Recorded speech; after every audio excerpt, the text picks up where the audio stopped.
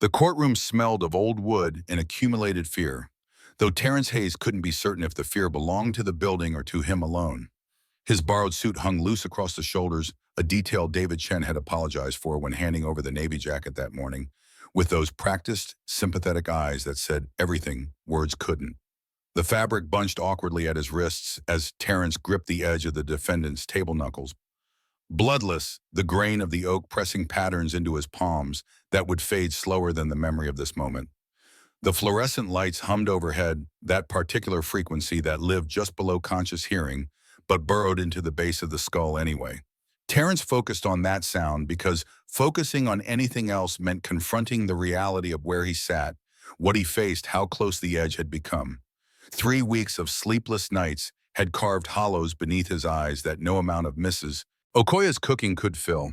The calendar in their kitchen bore a red circle around today's date drawn by Maya's careful 7-year-old hand, the marker bleeding through the paper like a wound. David Chen shuffled papers beside him, the rustle of documents, a language Terrence had learned to read over the past months. Confident rustling meant good news. This rustling carried the staccato rhythm of a man trying to appear prepared, while knowing preparation meant nothing against the weight of manufactured evidence and a system designed to crush people who looked like Terrence Hayes. The prosecution table across the aisle groaned under 3 cardboard boxes of documentation. Brandon Carlisle sat among the observers, his face arranged in the perfect mask of a wronged business partner, and Terrence felt the old wound of betrayal open fresh. 8 years of partnership, of building something from nothing, of trusting a man who'd looked him in the eye every morning and called him brother. The numbers still didn't make sense. $47,000 vanishing into an account bearing Terrence's name, signatures he'd never made appearing on transfer forms emails, he'd never sent materializing with his address in the header. The gallery behind him held maybe 30 people. Mrs. Okoye had promised to bring Maya after school let out, keeping the girl away from the morning session, because 7-year-olds shouldn't have to watch their fathers stand accused of crimes they didn't commit.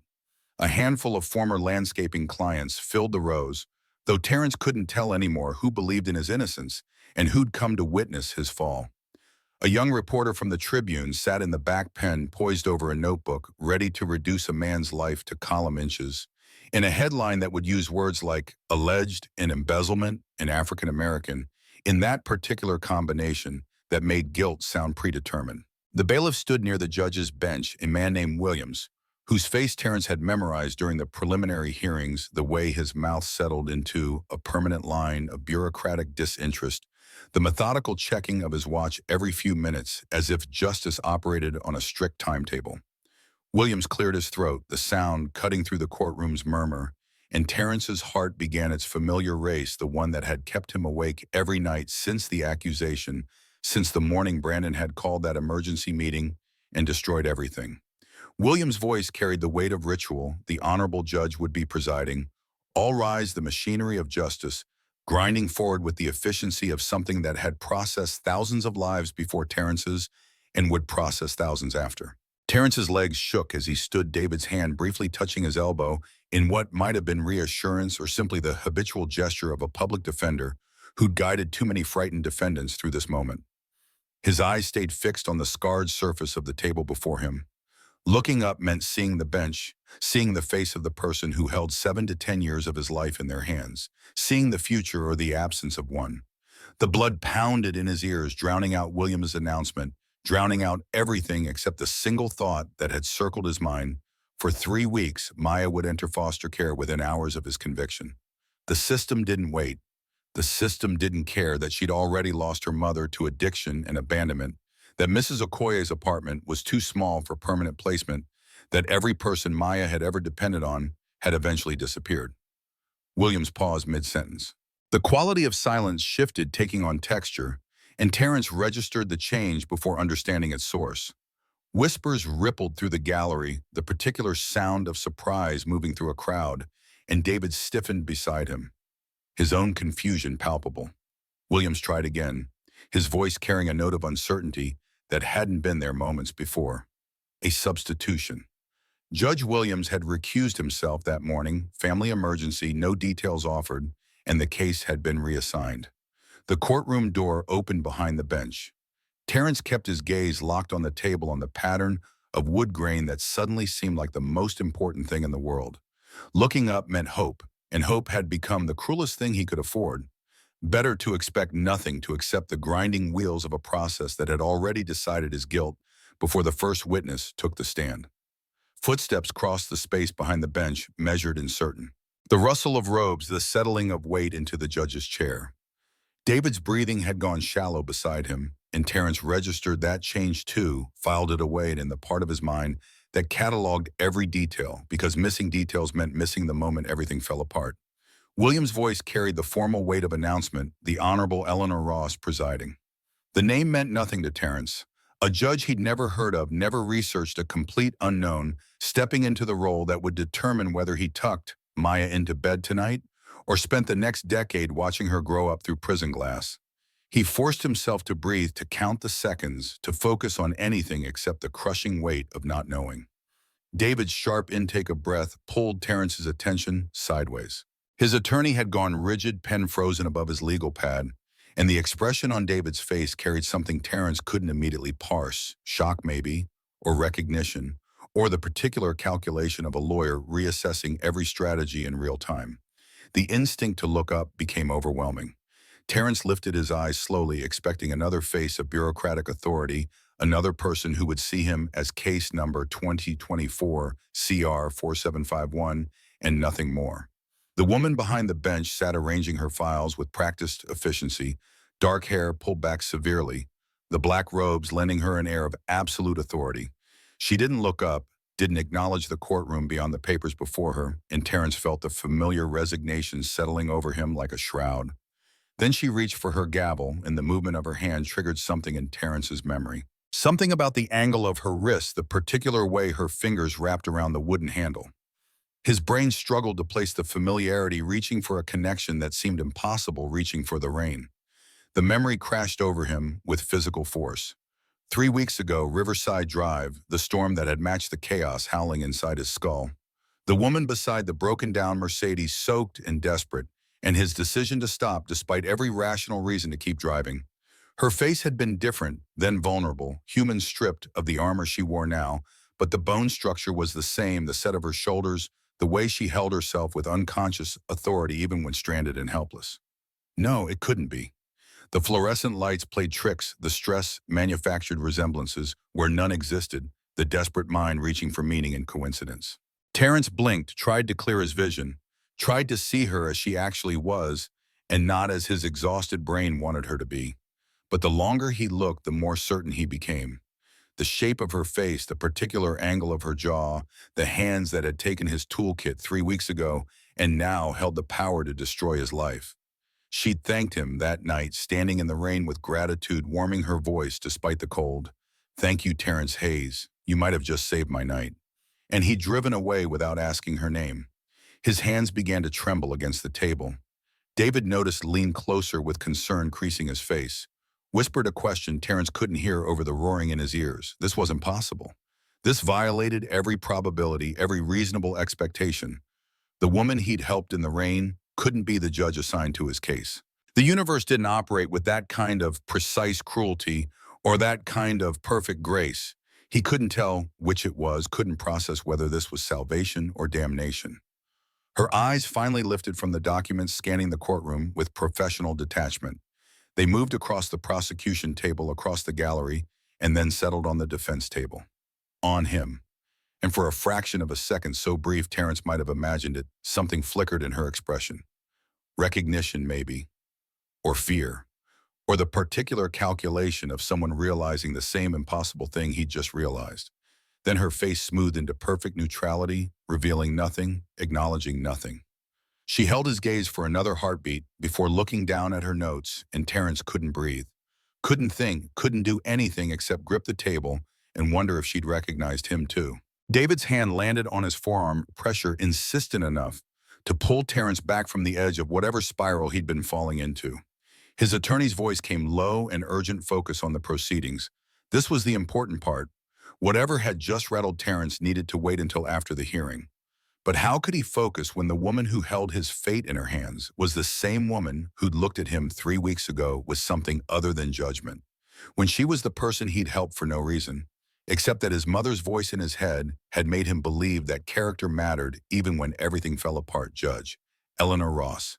He had a name now, could attach it to the memory of rain, and gratitude opened the session with words Terrence barely registered. The case number, the charges, the procedural formalities that reduced human catastrophe to legal terminology. Her voice carried the same control he remembered from that night, but stripped of the warmth professional in a way that erected walls between the bench and everyone below it. The prosecutor stood to deliver her opening statement. Sarah Whitmore, a woman in her 40s whose reputation for conviction rates Terrence had learned to fear, began laying out the state's case with the confidence of someone holding four aces. The numbers sounded damning when she recited them: $47,000, 6 months of systematic theft, forged signatures on 17 separate documents, an email trail establishing intent and premeditation. Terrence had heard it all before in the preliminary hearings, had listened to David's careful deconstruction of each piece of evidence, had understood intellectually that the photocopies and screenshots couldn't withstand forensic examination. But Judge Williams had denied David's motion for that examination 2 weeks ago, ruling that the copies were sufficient, that the expense wasn't justified, that the evidence spoke clearly enough without digital forensics complicating a straightforward case. Without that forensic examination, they had nothing. The doctored documents would stand. The manufactured evidence would convince a jury. Brandon's lies would triumph because the system preferred efficiency over truth. David stood for the defense's opening, and Terrence heard the careful hedge in his attorney's words, the way he emphasized reasonable doubt while knowing doubt lived nowhere in the stack of fabricated proof the prosecution had assembled. They'd practiced this, had gone over the strategy a dozen times, but hearing it aloud in the courtroom made its weakness obvious. They were fighting shadows with words, trying to disprove forgeries without the tools to expose them. Judge Ross listened without expression, taking notes in a leather portfolio that looked expensive enough to cost more than Terrence's monthly rent. She asked Whitmore a few procedural questions, her tone neutral, giving nothing away. When David finished his statement, she thanked him with the same professional courtesy, and Terrence searched her face for any hint of recognition, any acknowledgement of their encounter. Nothing. She gave him nothing. The morning proceeded with the mechanical efficiency of a system designed to process rather than to deliberate. Whitmore called her first witness, the bank manager who testified about the account opened in Terrence's name, about the deposits matching the amounts missing from the landscaping company. David's cross-examination poked holes in the timeline, raised questions about verification procedures, but the damage had been done. The jury would remember the account, the money, the name. Terrence's attention kept drifting to Judge Ross. She leaned forward during testimony, her focus absolute, and he noticed the way her pen pressed too hard against the paper, leaving impressions he could see from the defendant's table. Something about her posture suggested tension beneath the professional mask, but maybe that was wishful thinking. His desperate mind manufacturing signs that she cared, that she remembered that the rain meant something. The lunch recess came as a relief. David guided Terrence out through the side exit, avoiding the reporter and the handful of spectators who'd gathered, and they found a quiet corner in the courthouse cafeteria where nobody would overhear. David set down a tray with 2 sandwiches neither of them would eat, and pulled out his legal pad, already moving to strategy discussion, to afternoon preparation, to the grinding work of defense. But Terrence couldn't let it go. The question that had been building since the moment Judge Ross walked into the courtroom. What if she remembered him? What if she had looked at the case file this morning and seen his name and understood that the defendant was the man who'd fixed her battery terminal in the rain? What happened then? What were the rules when a judge personally knew the accused? David looked up from his notes. Confusion evident, and Terrence realized he'd spoken the question aloud. His attorney's expression shifted from confusion to concern, to the particular calculation lawyers made when clients said something that complicated everything. Terrence explained, keeping his voice low, watching David's face cycle through disbelief and understanding, and something that might have been hope before professional caution crushed it. 3 weeks ago, Riverside Drive, broken down car, he'd helped her refuse payment, driven away. And now she was the judge. It had to be her. He was 90% certain, maybe 95. David's response came careful and measured. If Terrence was right, if Judge Ross was the woman from the rain, if she'd recognized him, then she should have recused herself immediately. The fact that she hadn't meant either Terrence was mistaken about the identification or she'd made a calculation to hear the case anyway. And if she'd made that calculation asking about it now, would force the recusal Terrence desperately didn't want because the next available judge was Harrison, and Harrison had a conviction rate that made Whitmore look merciful. So they said nothing. They ate sandwiches that tasted like cardboard and planned for an afternoon session where David would challenge evidence he couldn't properly examine, where Terrence would sit silent and watch the woman who might or might not remember him decide whether he ever saw his daughter outside prison walls again. The afternoon brought more witnesses, more documentation, more of Whitmore's methodical case construction. Brandon took the stand and Terrence watched his former partner deliver a performance worthy of awards: the betrayed businessman, the friend who trusted too much, the victim of systematic theft. Brandon's voice broke in the right places, his eyes finding Terrence's with perfect wounded confusion, and the jury ate it up because juries wanted simple narratives about good guys and bad guys, and Brandon knew exactly which role to play. David's cross-examination landed blows that would have mattered if anyone cared about details. Why hadn't Brandon noticed the missing funds sooner? How had the company remained profitable despite the alleged theft? Why did the email trail only exist in printed form with no server records? But Whitmore objected to most of the pointed questions, and Judge Ross sustained those objections with the mechanical precision of someone following legal procedure to the letter. Terrence started to doubt himself. Maybe it wasn't her. Maybe his exhausted brain had manufactured resemblance from hope and coincidence. Maybe he was losing his mind, along with everything else, seeing salvation in random chance, because accepting the truth that he was going to prison, that Maya would disappear into foster care, that everything ended here was unbearable. Then Whitmore presented the physical evidence and everything changed. She approached the bench with a folder containing photocopies of bank statements, email printouts, signature cards. Standard procedure, the foundation of her case, the documentation she'd been citing all day. David had objected to these documents 2 weeks ago, had filed the motion for forensic examination that Judge Williams denied, had made every legal argument available about chain of custody and document authentication. Whitmore handed the folder to Judge Ross with the confidence of someone who'd already won. Judge Ross opened the folder. Her eyes moved across the first page, then stopped. She flipped to the second page, the third, her movement growing sharper. When she looked up, something had changed in her expression. Not much, just enough that Terrence noticed, just enough that he saw the precise moment when the judge stopped being neutral and started being interested. Her voice cut through Whitmore's continuing explanation. These were photocopies of photocopies. Where were the original documents? Whitmore stumbled, clearly not expecting the question. The originals were in secure storage, Your Honor. These copies had been certified by the bank, by the email provider, by the company accountant. Judge Williams had already ruled them admissible. Judge Ross leaned forward and Terrence saw steel enter her posture. She wasn't Judge Williams. She wanted to see the chain of custody documentation.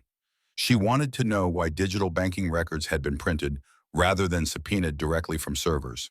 She wanted explanations for why a case allegedly involving electronic fraud hadn't involved any actual forensic examination of electronic systems. Whitmore's objections came rapid fire. This was irregular. The evidence had been deemed sufficient. The defense motion had been denied. Established procedure didn't require. Judge Ross interrupted with a precision that silenced the courtroom. In cases involving alleged electronic embezzlement, this court would require examination of source documents and original digital records. The photocopies before her demonstrated clear irregularities that demanded investigation. Had Mr. Chen filed a motion for forensic accounting examination, David practically levitated from his chair. Yes, Your Honor. Denied 2 weeks ago by Judge Williams on grounds of expense and necessity. The courtroom held its breath. Judge Ross's words fell like hammer blows. She was overturning that denial. This court would not proceed to trial based on photocopied evidence in a digital embezzlement case. Mr. Chen's motion for comprehensive forensic examination was granted, effective immediately. The state would provide full access to all financial records, original digital banking data, email servers, and computer systems involved. They would reconvene when forensic accountants completed their analysis, estimated time 2 to 3 weeks. Her gavel struck the bench with finality. Terrence couldn't move, couldn't breathe, couldn't process what had just happened. David's hand clamped on his shoulder, shaking him, trying to communicate something through the roar of blood in Terrence's ears. Around them, the courtroom erupted in whispers and movement, but Terrence could only stare at Judge Ross as she gathered her files with the same professional efficiency she'd shown all day. Their eyes met one last time before she stood to leave. The contact lasted maybe 2 seconds, long enough for Terrence to see something in her expression that hadn't been there before: acknowledgement maybe, or determination, or the weight of a choice made despite knowing its cost. Then she was gone, disappearing through the door behind the bench, and Terrence was left sitting in a courtroom that had just granted him something he'd stopped believing possible: a chance. David's voice finally penetrated the shock words coming fast and disbelieving. Did Terrence understand what had just happened? That motion should never have been granted. Judge Williams had denied it for good reason. Forensic examinations cost tens of thousands of dollars, required weeks of expert analysis, complicated, straightforward cases. Judges didn't overturn other judges' rulings without substantial cause. This was unprecedented. This was David stopped mid-sentence, looking at Terrence with dawning suspicion. The question came quiet and careful.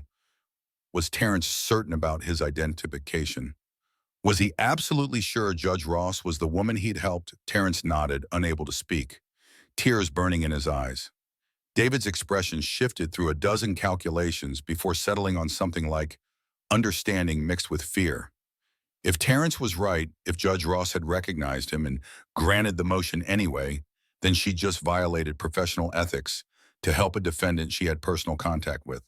If anyone discovered the connection, if the prosecution learned about their prior encounter, the entire case would implode. Judge Ross would face sanctions, possibly disbarment, and Terrence would end up in front of Judge Harrison anyway, except this time with tainted evidence and a prosecution furious about the delay. So they couldn't say anything. They couldn't acknowledge the connection. They had to pretend this was normal judicial procedure, a judge simply doing her job properly while the previous judge had been lazy. They had to protect the lie for both their sakes. Terrence wiped his eyes, managed to nod agreement, and let David guide him toward the exit. Mrs. Okoye waited in the hallway with Maya, who launched herself at Terrence the moment she saw him, wrapping arms and legs around him like she'd never let go. Her voice carried pure joy. The bailiff had told Mrs. Okoye what happened, how the judge with the magic hammer had made the bad evidence go away, how Daddy was getting a fair chance now. Maya had drawn the judge a picture, a woman in a cape holding an enormous gavel, defeating a stick-figure villain, and the bailiff had promised to deliver it to Judge Ross's chambers. Terrence held his daughter and felt something crack inside his chest.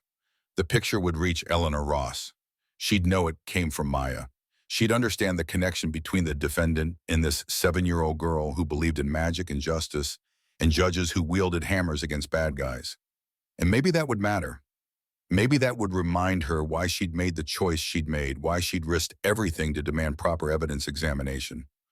Or maybe it would terrify her into recusing herself after all, into protecting her career before the situation became more complicated than it already was.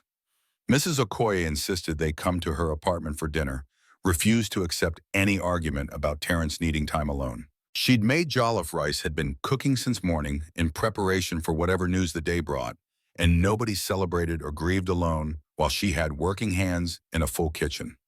Maya chattered the entire walk to Mrs. Okoye's building, explaining to everyone they passed about the magic hammer and the nice judge and how Daddy was going to be okay now because justice was magic. The smell of spices hit Terrence the moment Mrs. Okoye opened her door, that particular combination of pepper and tomato and ginger that meant comfort in home and being cared for. The tiny apartment overflowed with warmth, photographs covering every wall, Mrs. Okoye's late husband in his Nigerian doctor's coat, her children at various ages, grandchildren Terrence had never met, who lived scattered across 3 continents. She'd set the table for 3, had known somehow that Terrence would need this, would need to be surrounded by family, even if that family was chosen rather than blood. They ate while Maya narrated the entire courtroom experience from her perspective in the hallway, complete with dramatic reenactments of the bailiff's shocked face when Judge Ross granted the motion. Mrs. Okoye listened with the attention she gave everything Maya said, asking questions that encouraged more detail, more enthusiasm, letting the girl process her fear and excitement through storytelling. After dinner, Maya crashed on Mrs. Okoye's couch mid-sentence, exhausted from emotional whiplash and too much rice. The old woman covered her with a blanket, then gestured for Terrence to follow into the kitchen, where they could talk without disturbing the sleeping child. Mrs. Okoye poured tea, Neither of them wanted the ritual, providing excuse for the conversation she clearly intended to have. Her eyes held the particular wisdom of someone who'd survived enough life to recognize patterns invisible to younger people. She asked about the judge, about why Terrence had looked like he'd seen a ghost when she entered the courtroom, about what he hadn't told David Chen about his certainty. Terrence found himself explaining everything. The rain, the broken car, the woman who'd looked at him with gratitude instead of fear. How he'd refused payment because he didn't need it, even though he desperately needed it. How he'd driven away without asking her name because asking felt like wanting something in return for basic human decency.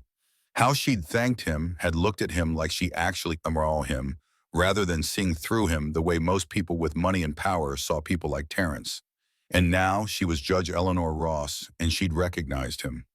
He was certain now, absolutely certain, and she'd granted a motion she should have denied, had risked her career to give him the forensic examination that was the only thing standing between him and conviction. Well, Okoye listened without interruption, her hands wrapped around her teacup, her expression shifting between understanding and concern in something that might have been approval.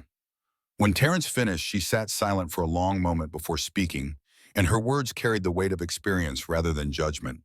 She told him about her husband, about how he'd been an important doctor in Nigeria with status and respect and a future that seemed certain. How they'd immigrated to America for their children's opportunities, and how her husband's medical credentials hadn't transferred, how he'd been too old to retake examinations, too proud to start over at the bottom.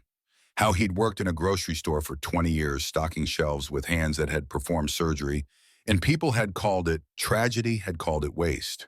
But her husband had never seen it that way. He'd told her that importance wasn't the same as meaning that respect from strangers mattered less than love from family, that the measure of a life wasn't in titles but in moments of choosing right over easy.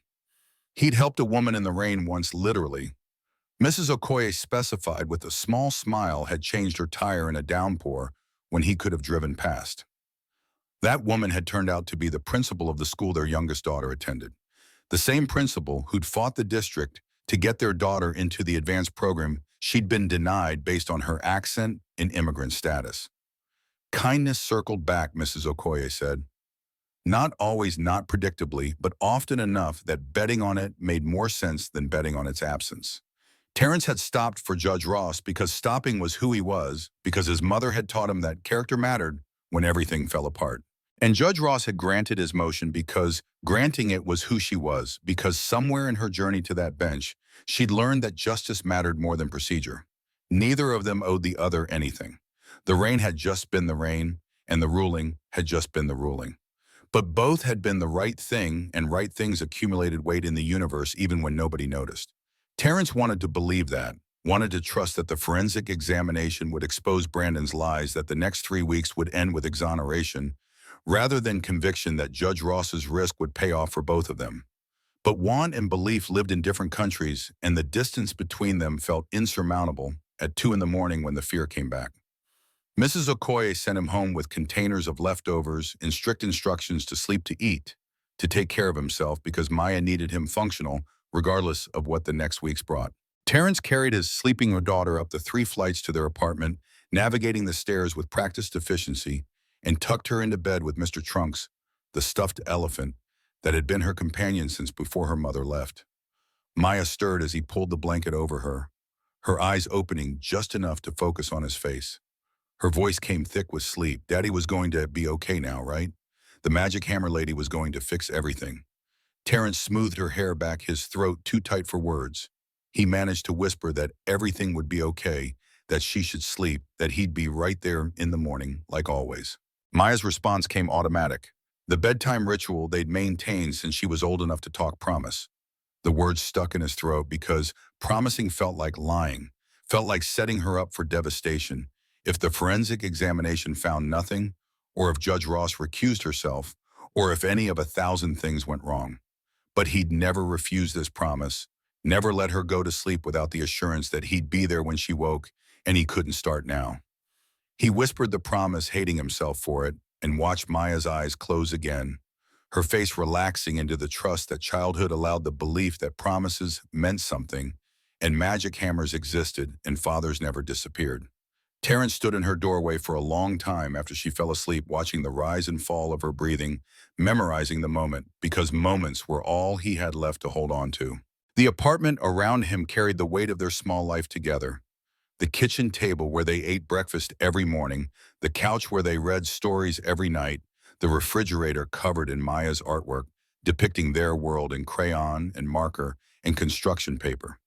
He'd built this life from nothing after Angela left, had worked 2 jobs, and then 3, had learned to braid hair from YouTube videos, had become mother and father, both because Maya deserved better than absence and abandonment. And now Brandon's lies threatened to take it all away, to reduce 8 years of daily devotion to a case number and a guilty verdict and a prison sentence measured in Maya's growing years.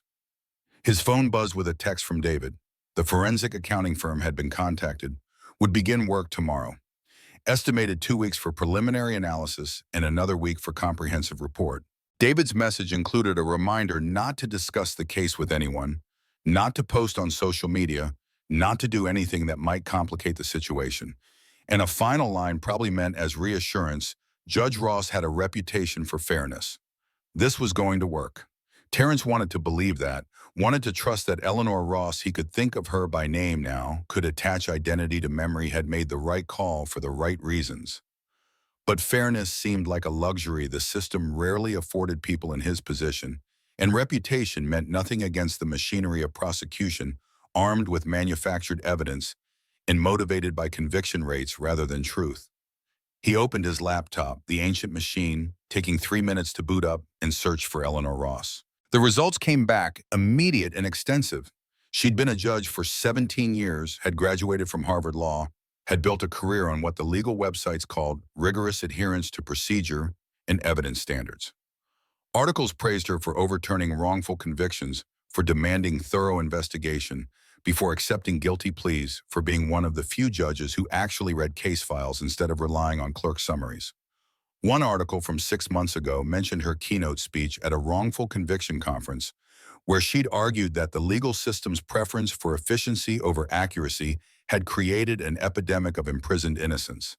The speech had been controversial, had earned criticism from prosecutor organizations and praise from defense advocates. Reading her words, Terrence felt something unlock in his chest. This wasn't just a judge who'd remembered him from the rain. This was someone who'd built her career on the principle that truth mattered more than convenience. But the same search revealed the ethics complaints she'd faced over the years. Prosecutors had accused her of bias toward defendants, of setting impossible evidence standards, of letting guilty people walk free on technicalities. The state bar had investigated her twice, both times finding no wrongdoing. But the pattern was clear. Eleanor Ross made powerful people angry by refusing to rubber stamp their cases. And now she'd made them angry again by granting Terrence's motion. Whitmore would be furious, would be looking for any excuse to have Ross removed from the case. If the prosecutor discovered the rain encounter and discovered that Ross had prior contact with the defendant, the entire case would explode in ways that destroyed them both. Terrence closed the laptop and moved to the window, looking out over the South Side streets that had been his whole world for 39 years. Street lights cast orange pools against the darkness, and the distant sound of traffic on the expressway provided white noise that never quite stopped. Somewhere in this city, Eleanor Ross was probably lying awake too, probably second-guessing her decision, probably aware of every risk she'd just taken. He wondered if she regretted it, if she'd looked at his case file and seen just another defendant despite their encounter, or if the memory of the rain had influenced her ruling the way it had influenced his hope. The wondering felt dangerous, like allowing himself to believe in something he couldn't control, but he couldn't stop the questions from circling. 3 weeks. 3 weeks until the forensic report came back, until they reconvened in Eleanor Ross's courtroom, until he learned whether her risk had been worth taking. 3 weeks of waiting while Brandon's lawyer scrambled and Maya asked daily if everything was fixed yet, and the calendar continued its march toward either freedom or prison.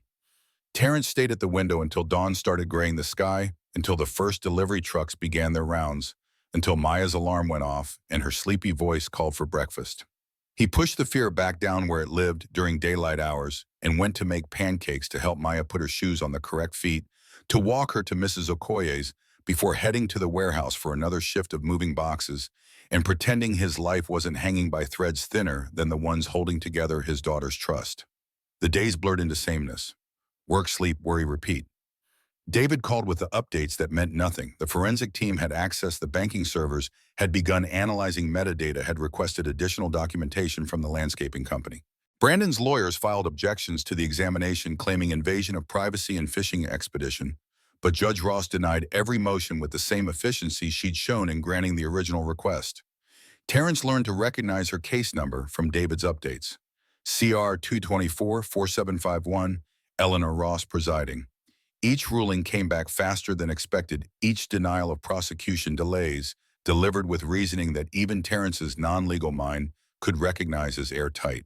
She was protecting her decision, making sure no appeals court could question her procedure, building a fortress of proper protocol around the examination she'd granted. Mrs. Okoye became the anchor holding their small family together.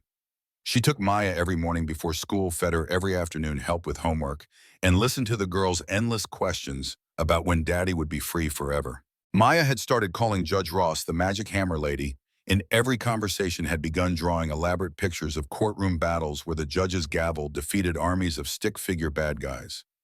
One afternoon, Maya presented Terrence with her latest artwork, Judge Ross flying through the air with a cape made of actual fabric glued to the paper, the gavel shooting lightning bolts at a figure labeled Bad Man. Maya wanted to give it to the judge as a thank you, wanted to make sure the Magic Hammer Lady knew how much Maya appreciated the help. Terrence's first instinct was to refuse to keep any connection between his daughter and Eleanor Ross carefully hidden. But Maya's face held such earnest hope, such absolute belief that gratitude needed expression, that he couldn't bring himself to crush it. He told Maya he'd make sure the judge received it, tucked the drawing carefully into a folder, and tried not to think about what Eleanor Ross would feel when she saw a 7-year-old's artwork praising her as a superhero for a ruling that had violated professional ethics. 2 weeks into the waiting, David called with news, delivered in a voice that shook despite his attempt at professional calm. The preliminary forensic report had arrived, and David needed Terrence to come to his office immediately, needed him to sit down before hearing what the analysis had found. Terrence left work mid-shift, took 2 buses across the city, and arrived at David's cramped office to find his attorney pacing behind a desk buried in documentation. The forensic report ran to 87 pages, dense with technical language and financial analysis, but David had already pulled the relevant sections, had already understood what the numbers meant. Every transfer had originated from computers registered to Brandon Carlisle, not Terrence Hayes. Malware had been installed on Terrence's home network 7 months before the first alleged theft, creating false IP trails that made legitimate activity look suspicious while hiding Brandon's actual transfers. The signatures attributed to Terrence showed microscopic pressure variations consistent with practice forgery rather than natural writing. The emails presented as evidence had been created using backdated timestamps, a technique requiring administrative server access that Terrence had never possessed, but Brandon as company owner maintained. More than that, the forensic accountants had found evidence of Brandon's gambling debts, $73,000, owed to various bookies and online sites with unreported cash deposits matching the embezzlement timeline. They had found the offshore account where the stolen money actually resided, registered to a shell corporation Brandon had created using Terrence's information, but controlled through encrypted keys only Brandon possessed. The evidence was overwhelming, irrefutable, damning, not just proof of Terrence's innocence, but proof of Brandon's guilt, proof of systematic fraud and forgery, and evidence manufacturing. The kind of proof that turned a reasonable doubt defense into an immediate case dismissal with prejudice. David was crying by the time he finished explaining, actual tears streaming down his face as he talked about how close Terrence had come to conviction, how without Judge Ross's motion, none of this would have been discovered, how the system had been perfectly designed to let an innocent man go to prison while his accuser walked free. Terrence sat in the chair across from David's desk and felt nothing. The news should have produced relief, joy, vindication. But all he felt was exhaustion and a numbness that came from 3 weeks of suspended hope, finally allowed to land. He was going to be okay. Maya would keep her father. The nightmare was ending. David was already drafting the motion for dismissal, already planning the argument for malicious prosecution, already thinking 3 steps ahead to the moment when they walked back into Eleanor Ross's courtroom and proved she'd been right to demand the examination. But Terrence could only think about the woman who'd risked her career to give him this chance, who'd recognized him from the rain and made a choice that judges weren't supposed to make. He asked David when they'd return to court, when the hearing would happen, when he'd see Judge Ross again. David checked his calendar and said tomorrow Judge Ross had expedited the hearing once the preliminary report arrived, wanted the case resolved immediately now that the evidence was clear. Tomorrow morning, 9 o'clock, same courtroom. Terrence called Mrs. Okoye from the bus, his voice finally breaking as he told her the news. She screamed with joy loud enough that other passengers turned to stare, then immediately started planning a celebration dinner, insisting that Terrence bring Maya over immediately so she could explain to the girl that the magic hammer had worked exactly as promised. Maya's reaction was pure vindication. She'd known, she announced to anyone listening, had known from the beginning that the magic hammer lady would save Daddy because that's what heroes did. Mrs. Okoye let Maya stay up late, let her eat 2 pieces of cake, let her talk until exhaustion finally claimed her, and she fell asleep mid-sentence about how tomorrow was going to be the best day ever. Terrence carried Maya home through streets that looked different than they had that morning. The same buildings, the same streetlights, the same cracked sidewalks, but transformed by the knowledge that he'd get to walk these streets tomorrow night and the night after and every night that followed. He'd get to wake Maya for school, help her with homework, watch her grow up outside prison walls. He tucked her into bed and sat in the darkness of their apartment, too wired to sleep, too overwhelmed to process anything, except the single thought that had been building since David's phone call tomorrow. He'd see Eleanor Ross again. Tomorrow he'd stand in her courtroom while she declared him innocent, while she proved that her risk had been worth taking, while she ended the nightmare she'd helped create by granting his motion. And maybe tomorrow he'd find a way to thank her. Not just for the ruling, but for seeing him as a person rather than a case number, for remembering the rain, for choosing truth over safety. Maybe tomorrow he'd find words adequate to express what she'd given him. Not just freedom, but the chance to keep his daughter, to keep his life, to keep the small pieces of dignity the system had tried to strip away. But even as hope built in his chest, fear crept in around the edges. What if she recused herself now that the case was resolved? What if she'd only stayed on to ensure the forensic examination happened? And now that it had, she'd step aside to avoid further ethics complications. What if tomorrow brought vindication, but also goodbye, the end of whatever strange connection had formed in the rain and been tested in the courtroom? Terrence didn't sleep. He watched dawn arrive, watched the city wake up, watched another day begin that would either confirm salvation or complicate it in ways he couldn't predict. Mrs. Okoye arrived early to collect Maya, insisted on coming to the courthouse herself because this was family business, and family showed up. David met them in the hallway outside the courtroom, his expression carefully neutral, despite the triumph clearly building beneath the surface. He'd filed the motion for dismissal at 7 a.m., had attached the 87-page forensic report, had requested immediate hearing. Judge Ross had responded within an hour, hearing scheduled for 9 o'clock, both parties required to attend. The courtroom felt different this time. The same wood, the same fluorescent lights, the same gallery slowly filling with spectators, but the weight had changed. Terrence took his seat at the defense table with something other than dread, with the knowledge that the evidence finally told the truth, that justice might actually happen. Brandon sat across the aisle with his lawyers, and Terrence noticed the change in his former partner's posture, no longer the confident victim, now the cornered fraud. Brandon's face had gone pale, his hands trembling as he gripped the table edge, and Terrence felt nothing looking at him. No anger, no satisfaction, just exhausted recognition that betrayal had been who Brandon was all along, and Terrence had simply been too trusting to see it. The bailiff called for all to rise, and Terrence stood on legs that felt steadier than they had 3 weeks ago. He kept his eyes forward, this time didn't look down, didn't hide from what was coming. Eleanor Ross entered through the same door she'd used before, black robes, flowing expression, professionally neutral. But Terrence had spent 3 weeks memorizing her face in photographs, had replayed the rain encounter 1,000 times, and he saw what others might have missed: the slight tension around her eyes, the careful control in her movements, the weight of someone carrying a decision's consequences. She took her seat, arranged her files, and finally looked up. Her eyes found Terrence's, immediately held contact for a fraction longer than professional distance should allow. And in that moment, he knew with absolute certainty what he'd only suspected before she remembered the rain. She'd known who he was from the moment she saw his name on the case file, and she'd made her choice anyway. Then her gaze moved away, professional mask firmly in place, and the hearing began. The prosecutor stood first, her earlier confidence completely absent.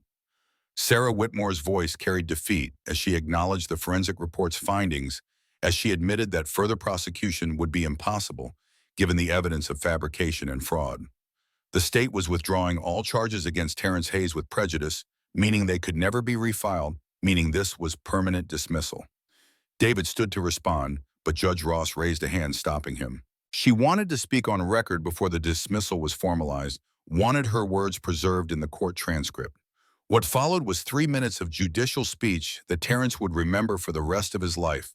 Eleanor Ross described the forensic findings in detail: the malware, the forgeries, the gambling debts, the offshore accounts. She explained how the original evidence had been manufactured with sophisticated precision, how photocopies had been deliberately used to hide digital manipulation, how the system's preference for efficiency over accuracy had nearly resulted in convicting an innocent man. Her voice carried controlled fury as she detailed Brandon Carlisle's systematic fraud not just against Terrence Hayes but against the court itself, against the concept of justice, against every principle that legal process was supposed to uphold. This wasn't simply embezzlement and forgery. This was an attack on truth itself, an attempt to weaponize the legal system against an innocent person.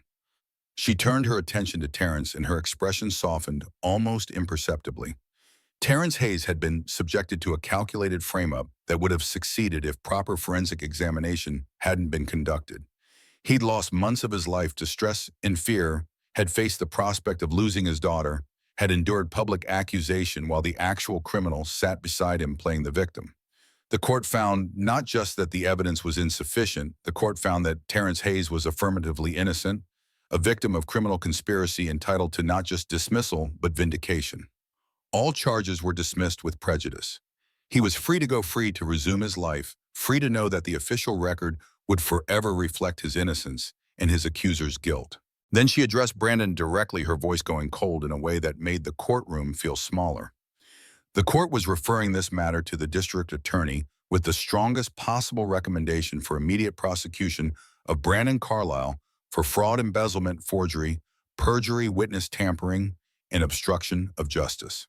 The evidence was overwhelming, the crimes clear, and Judge Ross wanted it on record that she expected the same aggressive prosecution for Carlisle that had been directed at his innocent victim. Her gavel struck the bench 3 times, each blow driving the judgment home. Terrence couldn't move.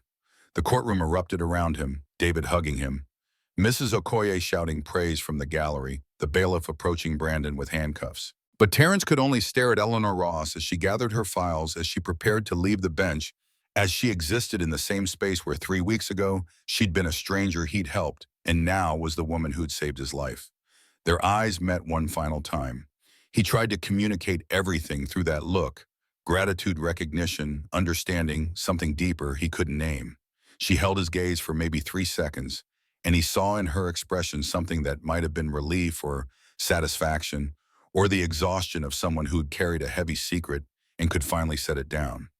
Then Maya's voice shattered the moment, the 7-year-old having broken free from Mrs. Okoye and now running down the aisle toward the bench.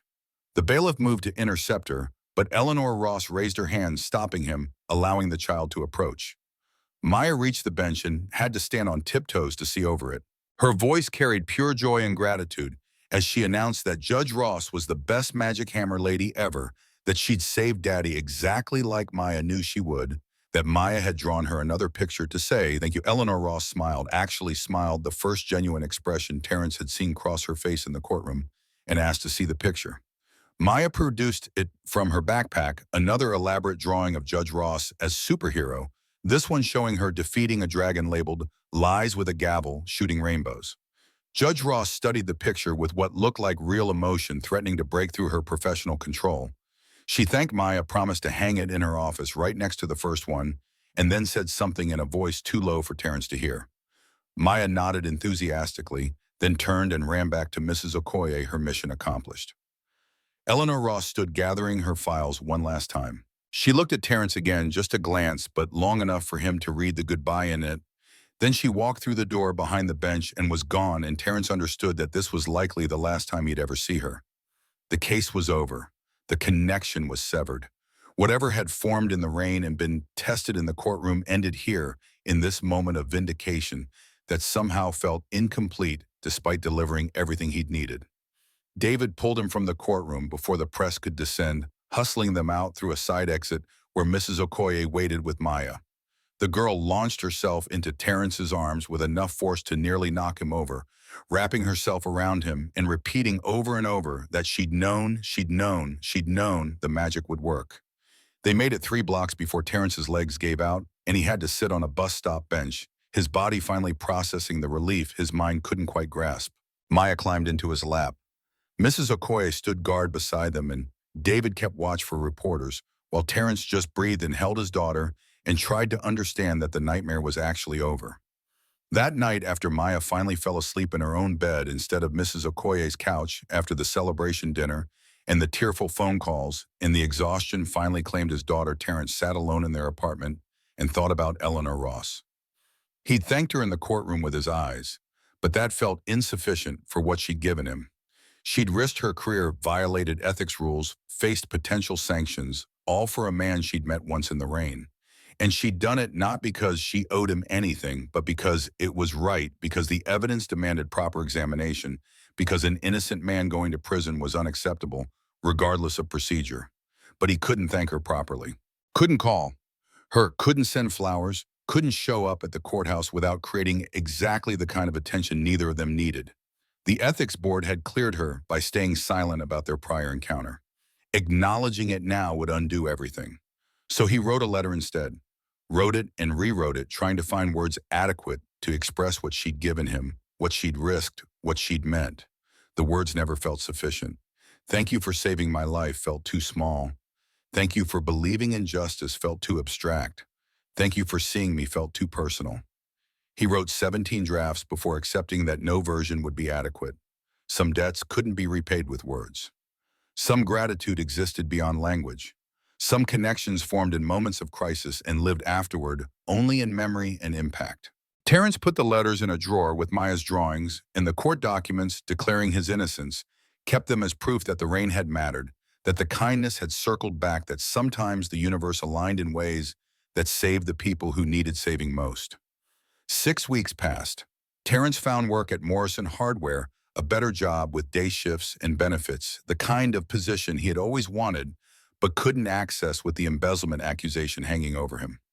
Maya thrived in school, her drawings shifting from courtroom battles to pictures of their small family doing normal things, eating breakfast, reading stories, being together without fear.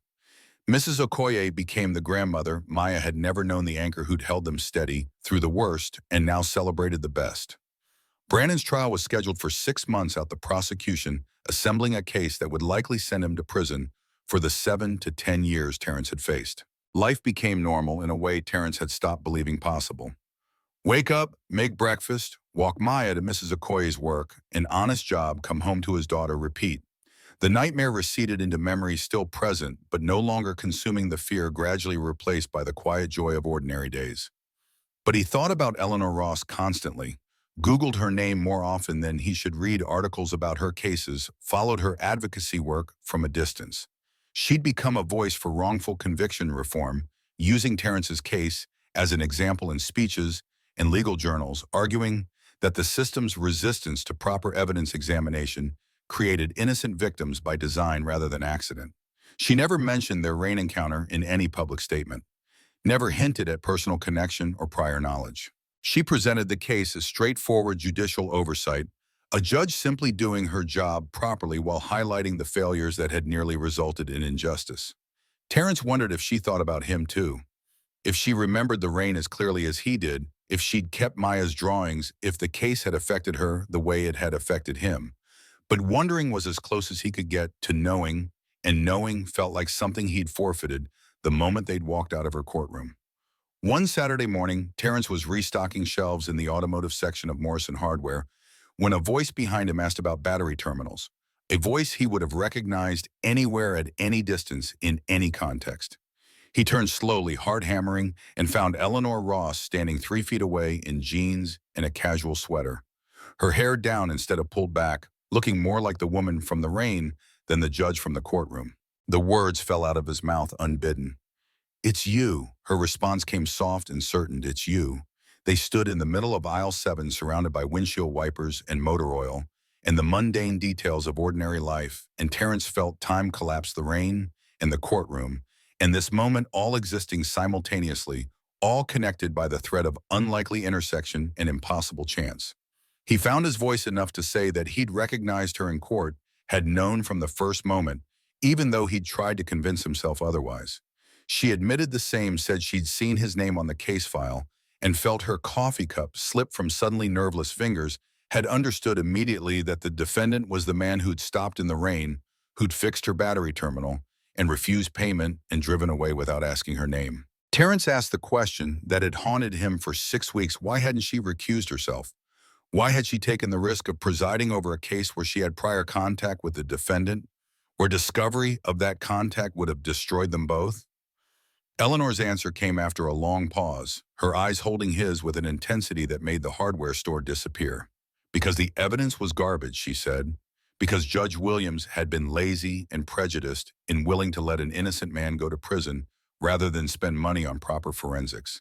Because she'd looked at the photocopies in the manufactured paper trail and known immediately that something was wrong, that the case smelled like a frame-up.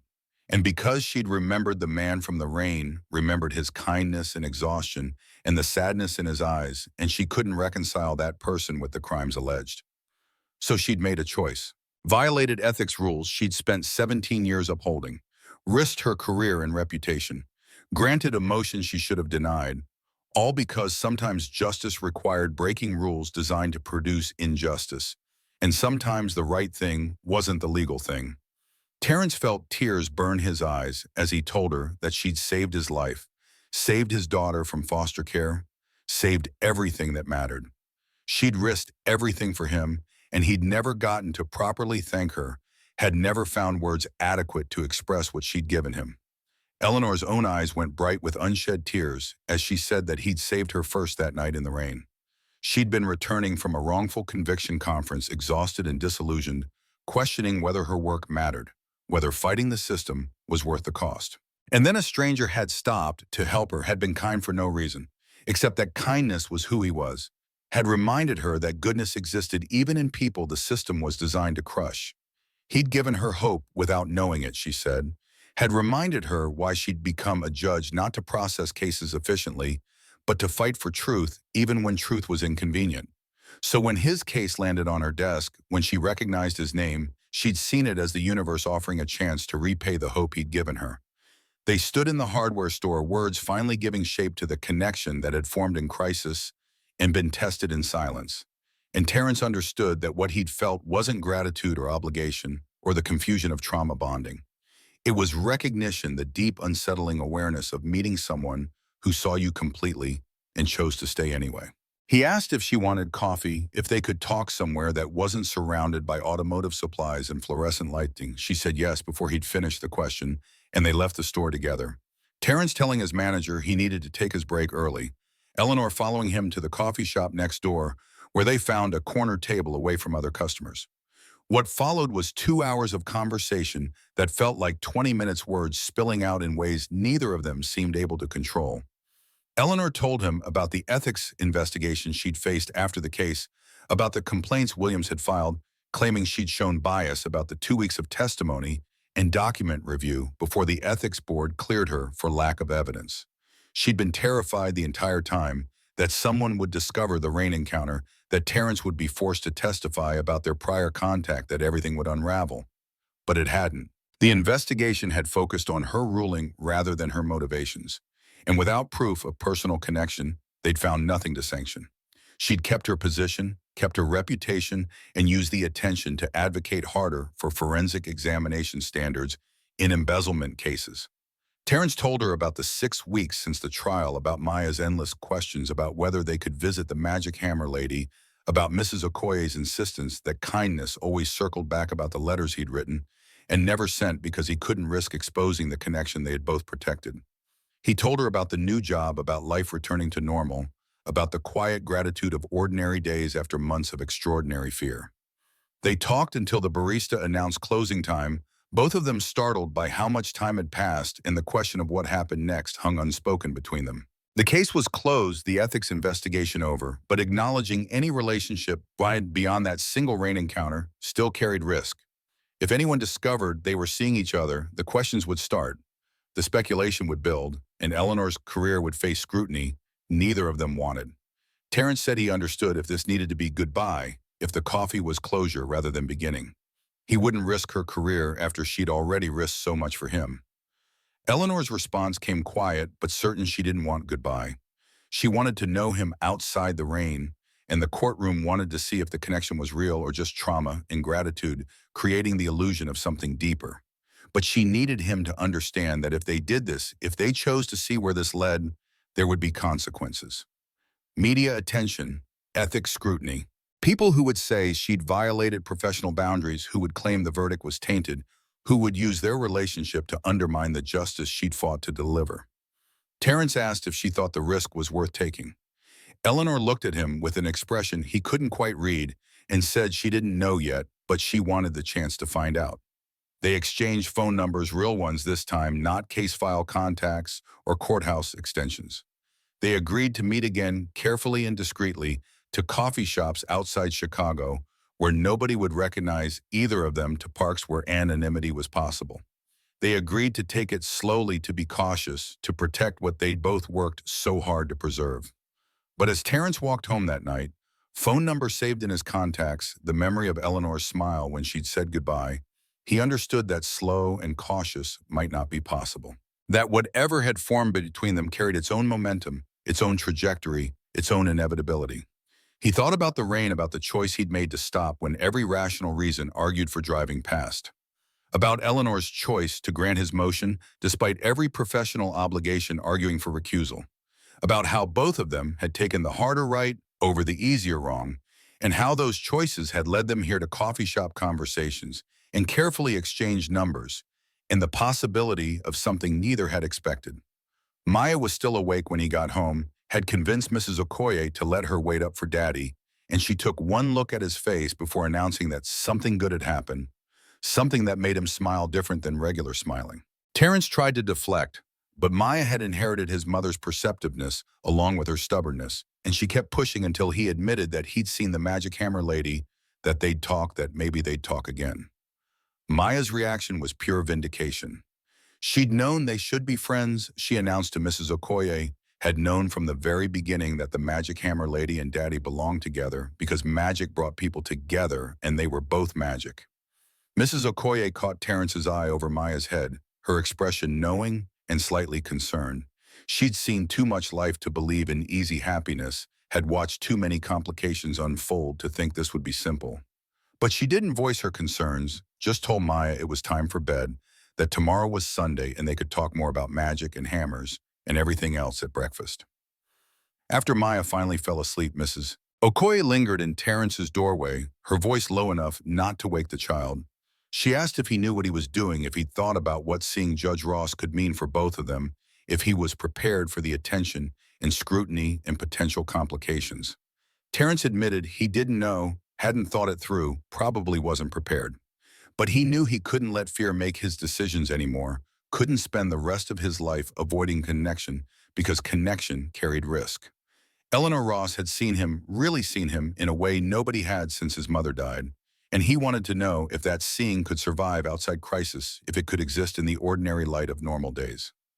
Mrs. Okoye listened with the patience she brought to everything, then delivered her wisdom in the form of a warning wrapped in permission. Love was brave, but love was also careful. If he was going to do this, he needed to protect Eleanor as fiercely as she'd protected him, needed to be willing to walk away if staying put her in danger, needed to remember that sometimes loving someone meant choosing their good over your own happiness. Terrence promised he understood, promised he'd be careful, promised he wouldn't let his feelings endanger the woman who'd saved his life. But even as he made the promise, he wondered if it was one he could keep, if careful was possible. When Eleanor smiled at him like she had in the coffee shop, if walking away would be feasible once he'd let himself imagine staying. He lay awake that night, phone on the nightstand, wondering if she was awake too, if she was second-guessing the coffee shop conversation, if she'd wake up tomorrow and decide that careful meant goodbye after all. The uncertainty felt familiar, the same quality of fear that had lived with him during the trial, but the stakes had changed. Before, he'd been fighting for freedom. Now he was fighting for the chance at something he'd stopped believing possible, the chance to not be alone. His phone buzzed with a text at 2 a.m. Eleanor's name appeared on the screen, and Terrence's heart hammered as he opened the message. Just 3 words, "I'm still awake." He typed back immediately, "Me too." Then, before courage could fail, "I don't want this to be goodbye." Her response came fast, "Neither do I." Then, after a pause, "But I'm scared." Terrence stared at the screen at the admission of vulnerability from someone who'd spent 17 years projecting absolute authority, and typed the only truth he had, "Me too. But maybe scared together is better than safe alone." The 3 dots appeared, disappeared, appeared again. "Finally, tomorrow. Different coffee shop. Somewhere we can actually talk about what this is." He agreed immediately, and they made plans for a place 40 miles outside Chicago, far enough that recognition was unlikely, anonymous enough that they could have the conversation they both needed without performing for observers. Terrence set his phone down and tried to sleep, but his mind kept circling back to the impossible intersection of their lives, the rain and the courtroom, and now this, whatever this was becoming. He'd stopped for her because stopping was right. She'd saved him because saving him was right. And now they were choosing each other, not because of obligation or gratitude, but because the seeing continued, because the connection persisted beyond crisis, because both of them were tired of being alone and brave enough to risk the complications that came with not being. The morning arrived too slowly and too fast. Terrence made breakfast for Maya, deflected her questions about when they could visit the Magic Hammer lady, and tried to act normal while his mind was already 40 miles away in a coffee shop where Eleanor would be waiting. Mrs. Okoye took Maya for the day with her usual knowing look, reminding Terrence to be careful to think with his head as well as his heart, to remember that some stories were more complicated than they appeared. He promised all of it, kissed his daughter, and drove out of the city with his hands shaking on the steering wheel. Eleanor was already there when he arrived, sitting in the corner of a coffee shop that looked like every other suburban coffee shop in America. She'd worn a baseball cap and sunglasses despite being inside, and Terrence felt the weight of what they were doing, hiding, sneaking, protecting a connection that would be weaponized if discovered. They ordered coffee neither wanted and found the most isolated table, and for a long moment just looked at each other, the hardware store encounter already feeling like it had happened weeks ago instead of yesterday. Eleanor spoke first, her voice carrying the same control she'd used in the courtroom, but underlaid with something softer. They needed to be honest about what this was and what it could become. The case was over, the ethics investigation closed, but any relationship between them would raise questions. People would speculate about whether she'd been biased, whether the verdict was tainted, whether they'd been involved during the trial. The speculation would be ugly and invasive and potentially career-ending for her. Terrence listened, his chest tight, already understanding where this was going. She was smart to end it now, before complications multiplied, before feelings deepened beyond the gratitude and recognition that had brought them here. He started to say he understood that he'd never risk her career, that they could just... Eleanor interrupted, her eyes holding his with an intensity that silenced him. She wasn't saying they should end it. She was saying they needed to understand the cost before choosing to continue. And she'd already made her choice. She'd spent 17 years being Judge Ross, being the title, instead of the person being respected and lonely and careful. And she was tired. Tired of living only for her career, tired of every human connection being filtered through professional obligation, tired of being 42 years old and having no one to go home to except an empty condo and a calendar full of case files. The way Terrence had looked at her in the rain, like she was a person instead of a title, had reminded her that she was still human underneath the robes. And the way he'd looked at her in the courtroom with recognition and hope and trust had made her realize she wanted to be seen that way always, not just in moments of crisis. So if he was willing to risk the complications, she was too. If he was willing to be patient while they figured out how to do this carefully, she was too. If he was willing to accept that their relationship would always carry the weight of how it started, she was too. Terrence reached across the table and took her hand, feeling the same jolt of connection he'd felt that night in the rain. He told her about the letters he'd written and never sent, about the gratitude that had morphed into something deeper, about how he'd spent 6 weeks trying to stop thinking about her and failing completely. He told her he was scared too, scared of not being enough, scared of his daughter getting attached and losing another person, scared of the attention and scrutiny that would come if anyone discovered them. But he was more scared of walking away from something real because it was complicated. Life was complicated. Maya was complicated. The trial had been complicated. And they'd survived all of it by choosing right over easy, by being brave, when cautious made more sense, by trusting that truth mattered, even when truth carried cost. Eleanor's fingers tightened around his, and Terence saw tears threatening at the corners of her eyes. She asked if he was sure, if he understood what he was signing up for, if he was ready for the reality of dating someone whose career made privacy impossible.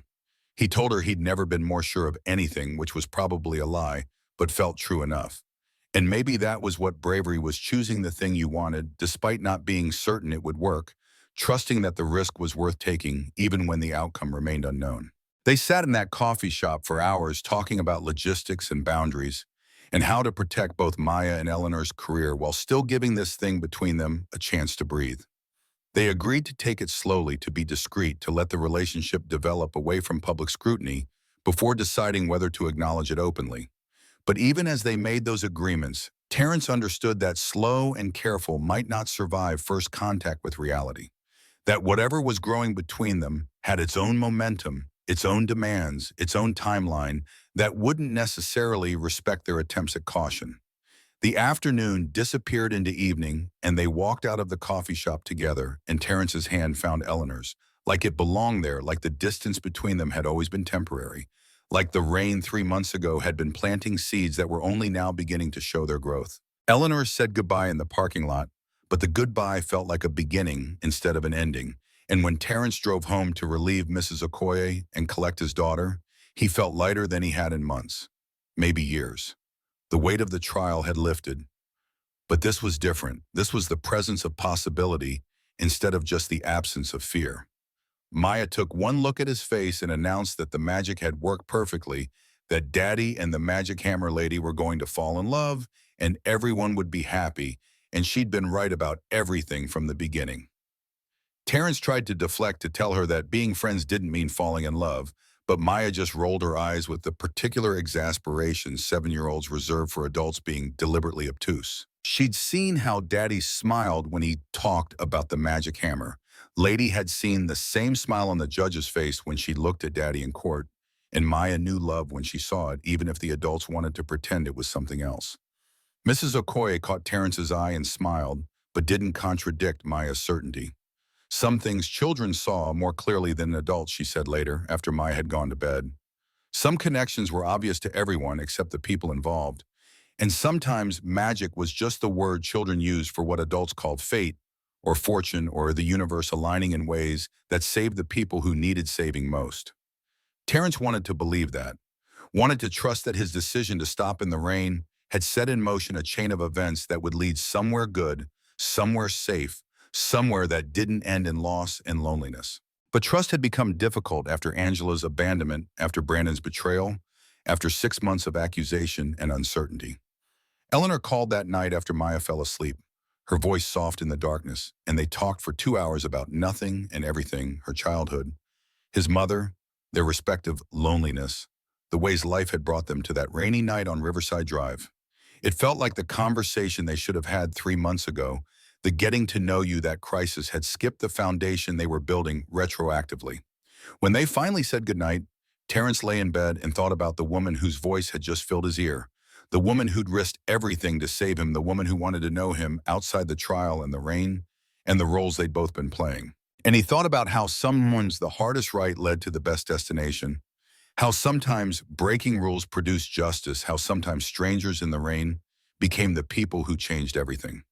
3 months ago, he'd been drowning in accusation and fear, certain that his world was ending, unable to imagine a future beyond prison or survival.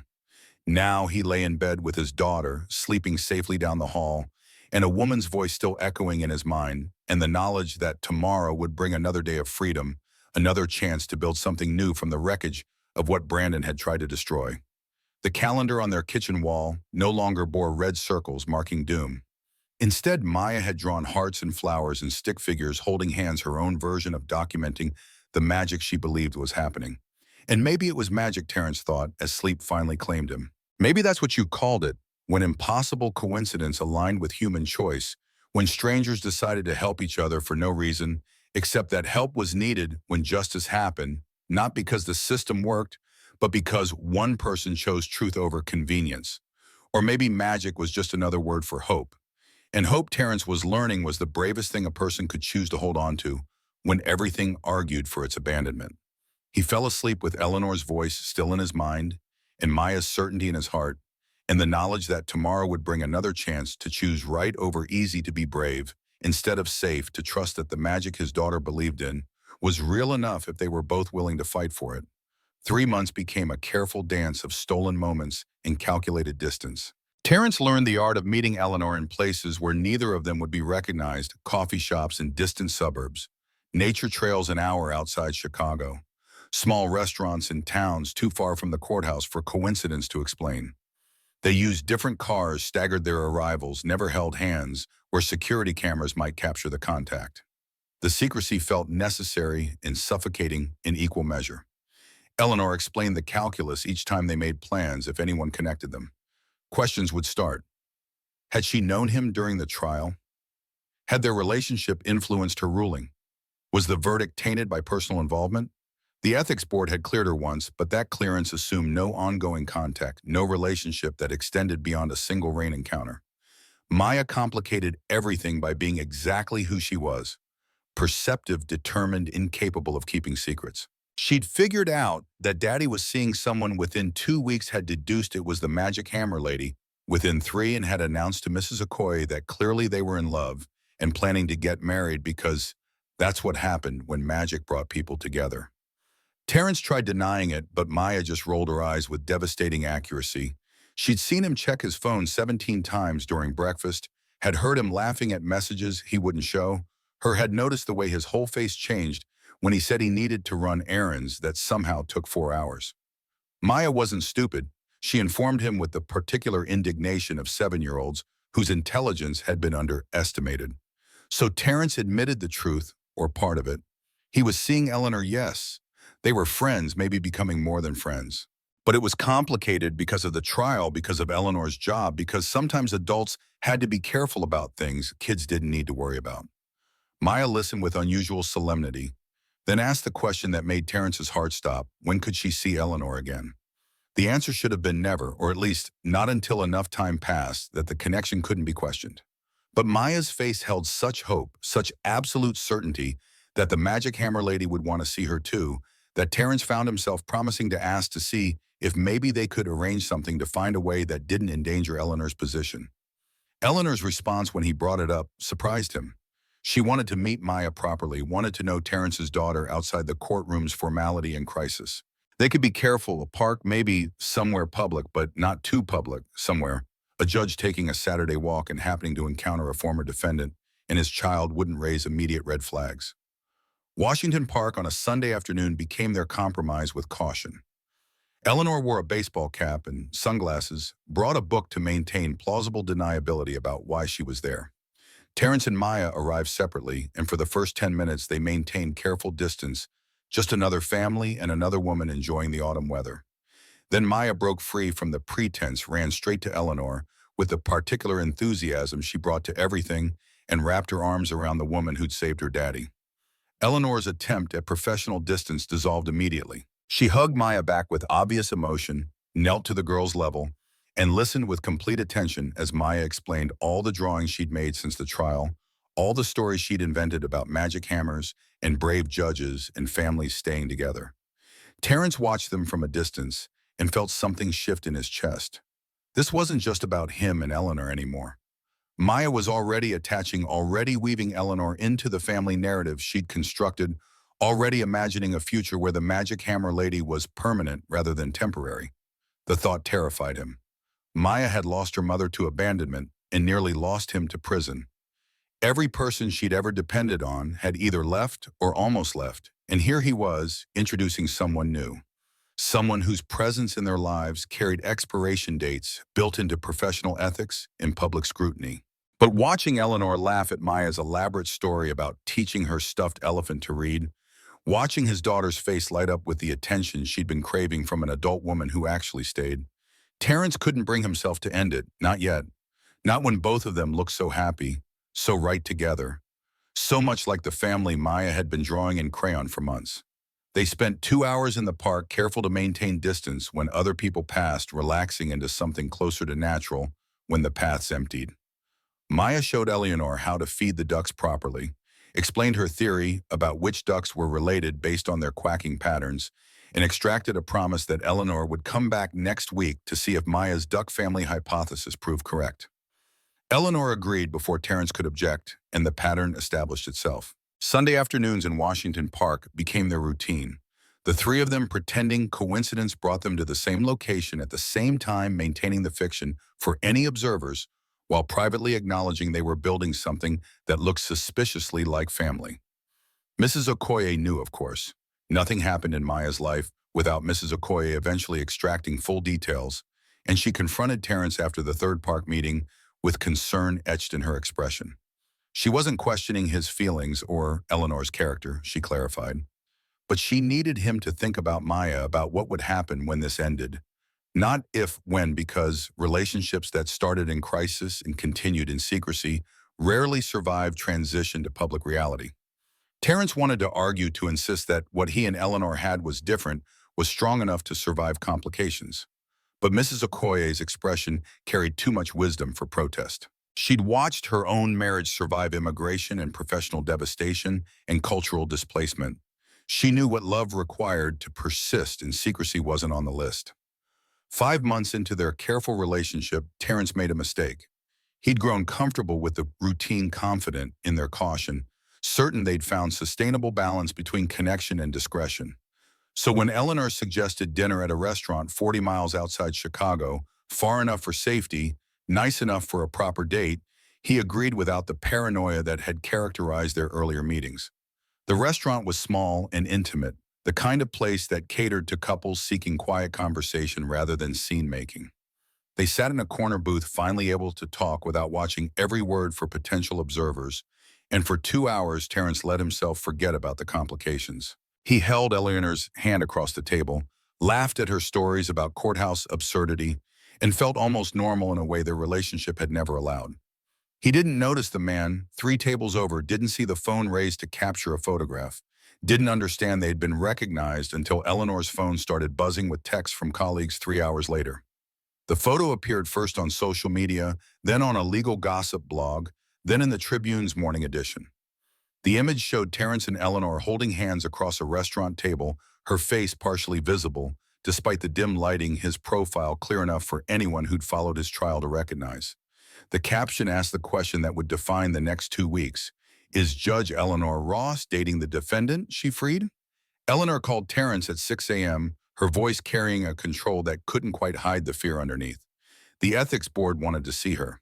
Questions were being raised about impropriety, about whether she'd had a relationship with Terrence during the trial, about whether her verdict had been influenced by personal involvement. She needed him to understand that the next few days would be difficult, that she might need to distance herself publicly to protect both of them, that this was exactly the scenario they'd been trying to avoid. Terrence listened with growing dread, understanding that comfortable had been dangerous, that their 5 months of careful secrecy had been undone by one photograph and one moment of letting his guard down. He apologized, tried to take responsibility for suggesting they could have a normal date, but Eleanor cut him off with the precision she used in the courtroom. This wasn't about blame. This was about strategy. The ethics board would investigate, would interview them separately, would try to establish timeline and contact. They needed to be consistent in their statements. The relationship started after the case closed. They'd encountered each other by chance, no contact during the trial beyond what happened in court. The truth about the rain needed to stay buried because acknowledging it meant acknowledging she'd presided over a case involving someone she'd personally met, and that opened doors neither of them could afford. So they lied. Not about the relationship itself, but about its origins, about when feelings developed, about the careful distinction between recognizing someone and knowing them. Eleanor testified before the ethics board that she'd seen Terrence's photo in the case file, had no recollection of prior encounter, had ruled based solely on evidence. Terrence confirmed they'd met after the case closed through happenstance at the hardware store, developed friendship that became something more. The board couldn't prove otherwise. The rain encounter had left no record, no witnesses, no documentation.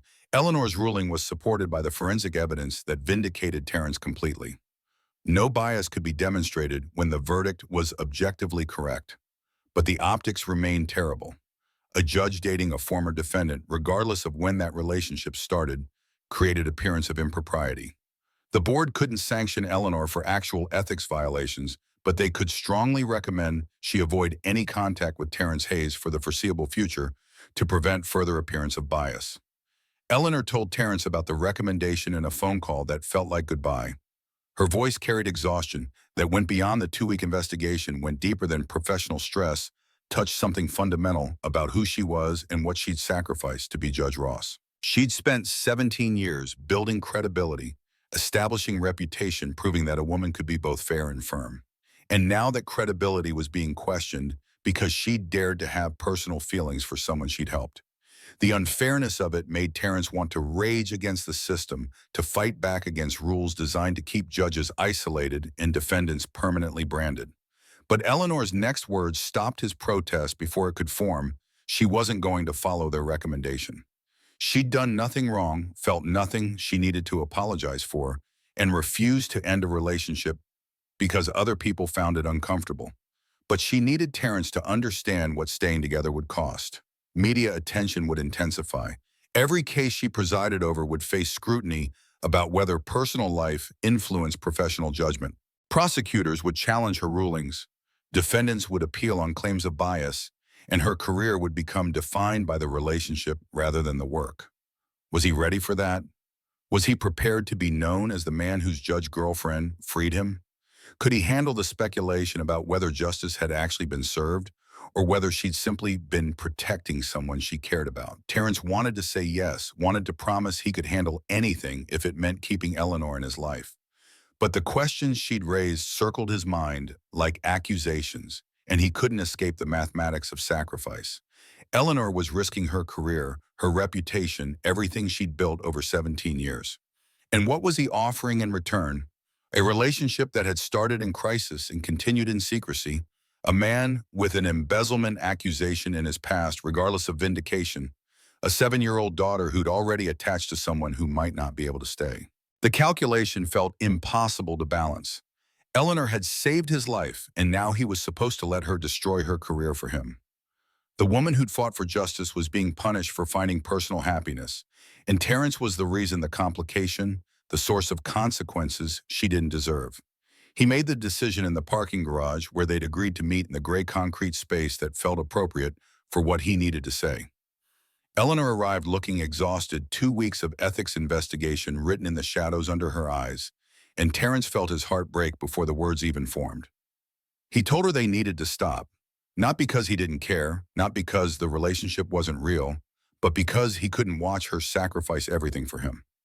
She'd already risked her career once by granting his forensic motion. He wouldn't let her risk it again by choosing him over professional survival. Eleanor's response came sharp and immediate. This wasn't his choice to make. She was an adult capable of deciding what risks to take, what sacrifices to accept, what mattered more than career preservation. She didn't need him protecting her from her own decisions. But Terrence had spent 6 months watching the woman he loved fight battles he'd created.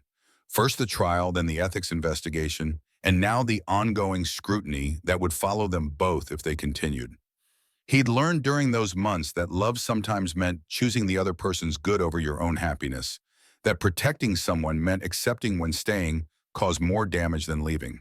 He told Eleanor he was sorry, that she deserved better than a relationship that came with permanent asterisks and professional complications, that Maya deserved stability rather than someone who might disappear when the pressure became unbearable. He told her the ethics board was right about one thing they needed. Distance, needed time, needed to let the speculation die down before making decisions that couldn't be unmade. Eleanor didn't cry, didn't beg, didn't try to change his mind. She just looked at him with an expression that combined understanding and disappointment, and something that might have been relief, and Terrence understood that part of her had been waiting for this, had expected him to choose her career over their relationship, because that's what every other person in her life had done. The goodbye lasted 30 seconds. No final kiss, no promise to stay in touch, no suggestion that this was temporary rather than permanent. Just Eleanor walking to her car with shoulders held straight despite the weight she carried, and Terrence standing in the parking garage knowing he'd just made the right choice for all the wrong reasons. 2 months of separation felt like 2 years. Terrence went through the motions of normal life work. Maya Mrs. Okoye's dinners, the careful routine that had sustained them before Eleanor entered their world. But the colors had drained from everything, leaving only the gray mechanics of survival. Maya noticed immediately, of course. She asked every day when they'd see the magic hammer lady again, why the park visits had stopped, whether Eleanor was mad at them. Terrence tried explaining that sometimes adults needed space, that relationships were complicated, that everything was fine, even though his face clearly communicated otherwise. Maya didn't buy any of it. She announced to Mrs. Okoye that Daddy had done something stupid, that grown-ups always ruin things by being scared that the magic hammer lady was probably sad too, and somebody needed to fix it before everyone stayed sad forever.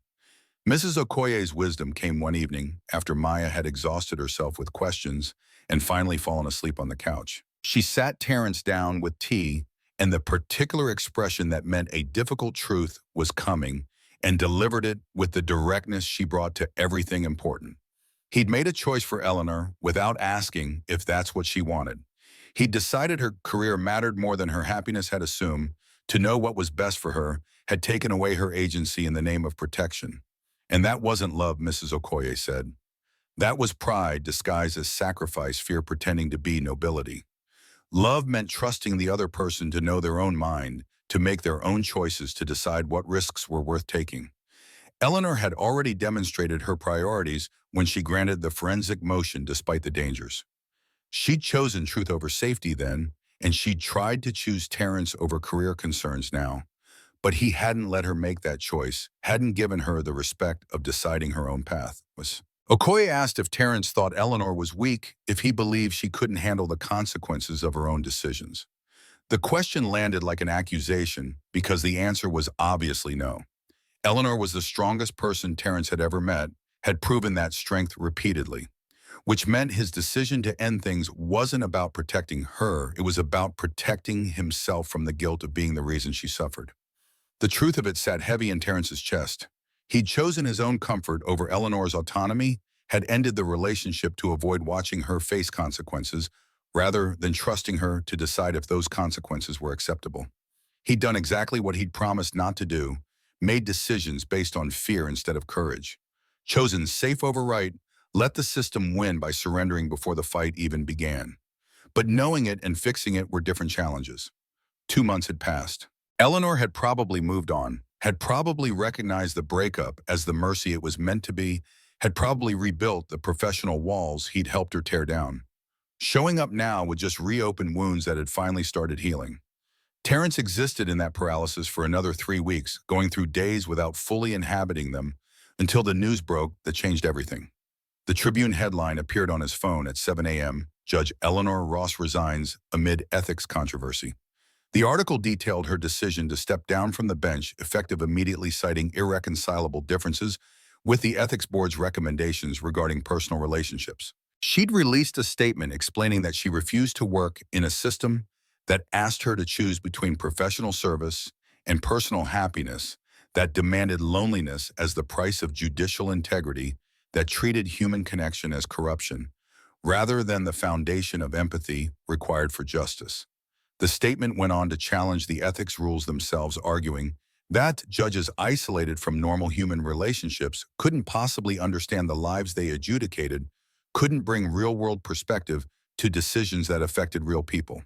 She'd spent 17 years trying to balance both, and the system had made clear that balance was unacceptable. So she was choosing differently. Choosing herself, choosing the possibility of a life outside the bench, choosing to believe that her value wasn't defined by her title. Terrence read the article 3 times, his hands shaking hard enough that the phone nearly slipped from his grip. Eleanor had resigned. Had walked away from 17 years of work, from the career that defined her, from everything she'd built. And the timing, 5 weeks after their breakup, 3 weeks after the ethics investigation closed, suggested the decision was connected to him, to them, to the relationship he'd ended, to protect her career.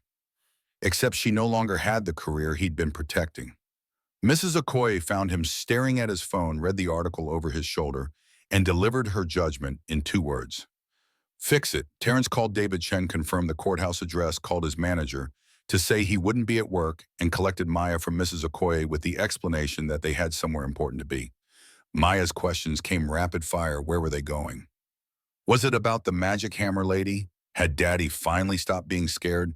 But Terrence couldn't answer, could only drive toward the courthouse while his heart hammered against his ribs. The media had already descended by the time they arrived. Cameras lined the courthouse steps, reporters shouting questions at anyone who emerged. And Terrence understood that Eleanor's resignation wasn't just news, but scandal. The kind of story that would define legal ethics debates for months. He found parking 2 blocks away, took Maya's hand, and walked toward the building where everything had started and might now end differently. Reporters noticed them approaching. Someone must have recognized Terrence from trial photos, and cameras swung in their direction. But Terrence kept moving, kept his focus on the courthouse doors where Eleanor would eventually emerge. They waited an hour. Maya sat on the steps, drawing in her notebook, while Mrs. Okoye arrived to keep her company, and Terrence stood watching the doors with the single-minded focus of someone who'd finally understood what mattered and refused to miss his chance. When Eleanor finally emerged carrying a cardboard box of office belongings, she looked smaller than she had on the bench, more human without the robes, more vulnerable carrying personal items rather than wielding a gavel. She paused at the top of the steps, blinking in the afternoon sunlight, and Terrence saw the exact moment she registered his presence. He closed the distance between them before courage could fail, stopped 3 feet away, because closer felt presumptuous, and managed to form the question that had been building since he'd read the article. "What did you do?" Eleanor's response came quiet enough that only he could hear. "What I should have done 5 weeks ago." Terrence tried to say he was sorry, tried to explain that he'd ended things to protect her career, and now she didn't have a career to protect, and this was all his fault. But Eleanor raised her hand, stopping the apology before it could fully form. She didn't give up her career for him, she clarified. She gave up a job that demanded she prioritize title over humanity, that asked her to be isolated rather than connected, that treated personal relationships as ethical violations, rather than the normal human experiences that informed good judgment. She'd spent 17 years being Judge Ross, and she was tired. Tired of the loneliness, tired of the restrictions, tired of living only for work that would never love her back. Terrence had reminded her that she was more than her title. The reign, the trial, the relationship, all of it had shown her that being human mattered more than being powerful. That connection was worth more than respect, that she could do meaningful work without the bench if she was brave enough to choose differently. So she'd chosen differently. Resigned before she could be sanctioned, walked away on her own terms, and accepted that the next chapter would be uncertain, but at least it would be hers. The words landed like absolution and condemnation together. Eleanor had made the choice Terrence had tried to prevent, had sacrificed the career he'd ended their relationship to save, and now stood on courthouse steps with everything lost except the possibility he'd thrown away. He asked if she regretted it, if she was angry at him for walking away, if there was any chance she'd consider. Eleanor kissed him before he could finish the question. Kissed him in front of cameras and reporters and anyone watching.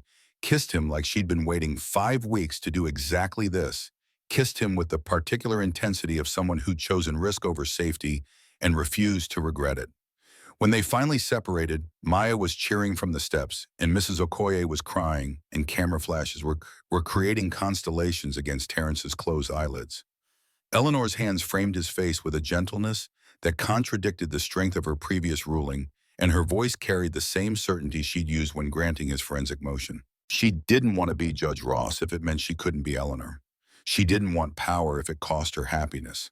She didn't want respect if it required loneliness. And she didn't want a life where loving Terrence Hayes was treated as corruption rather than the best decision she'd made in 17 years. Maya appeared beside them, wrapping herself around both their legs in a hug that threatened to knock everyone over, and announced that the magic had worked perfectly, despite Daddy trying to ruin it, and obviously they were getting married now, because that's what happened when people finally stopped being stupid. Eleanor laughed, actually laughed, the sound Terrence had been missing for 5 weeks, and said maybe they should start with coffee before jumping to weddings. Maya considered this compromise acceptable, as long as everyone understood that marriage was definitely happening, eventually, because the magic hammer lady and Daddy belonged together and magic didn't make mistakes. Reporters shouted questions. Was this the relationship that caused the resignation? When did it start? Did Judge Ross regret her decision? But Eleanor just smiled and tucked herself against Terrence's side and said she had no comment except that she was exactly where she wanted to be. They walked away from the courthouse together from the career Eleanor had left and the complications that would follow them both from the cameras and questions and speculation that would define the news cycle for weeks. Maya skipped ahead, declaring victory.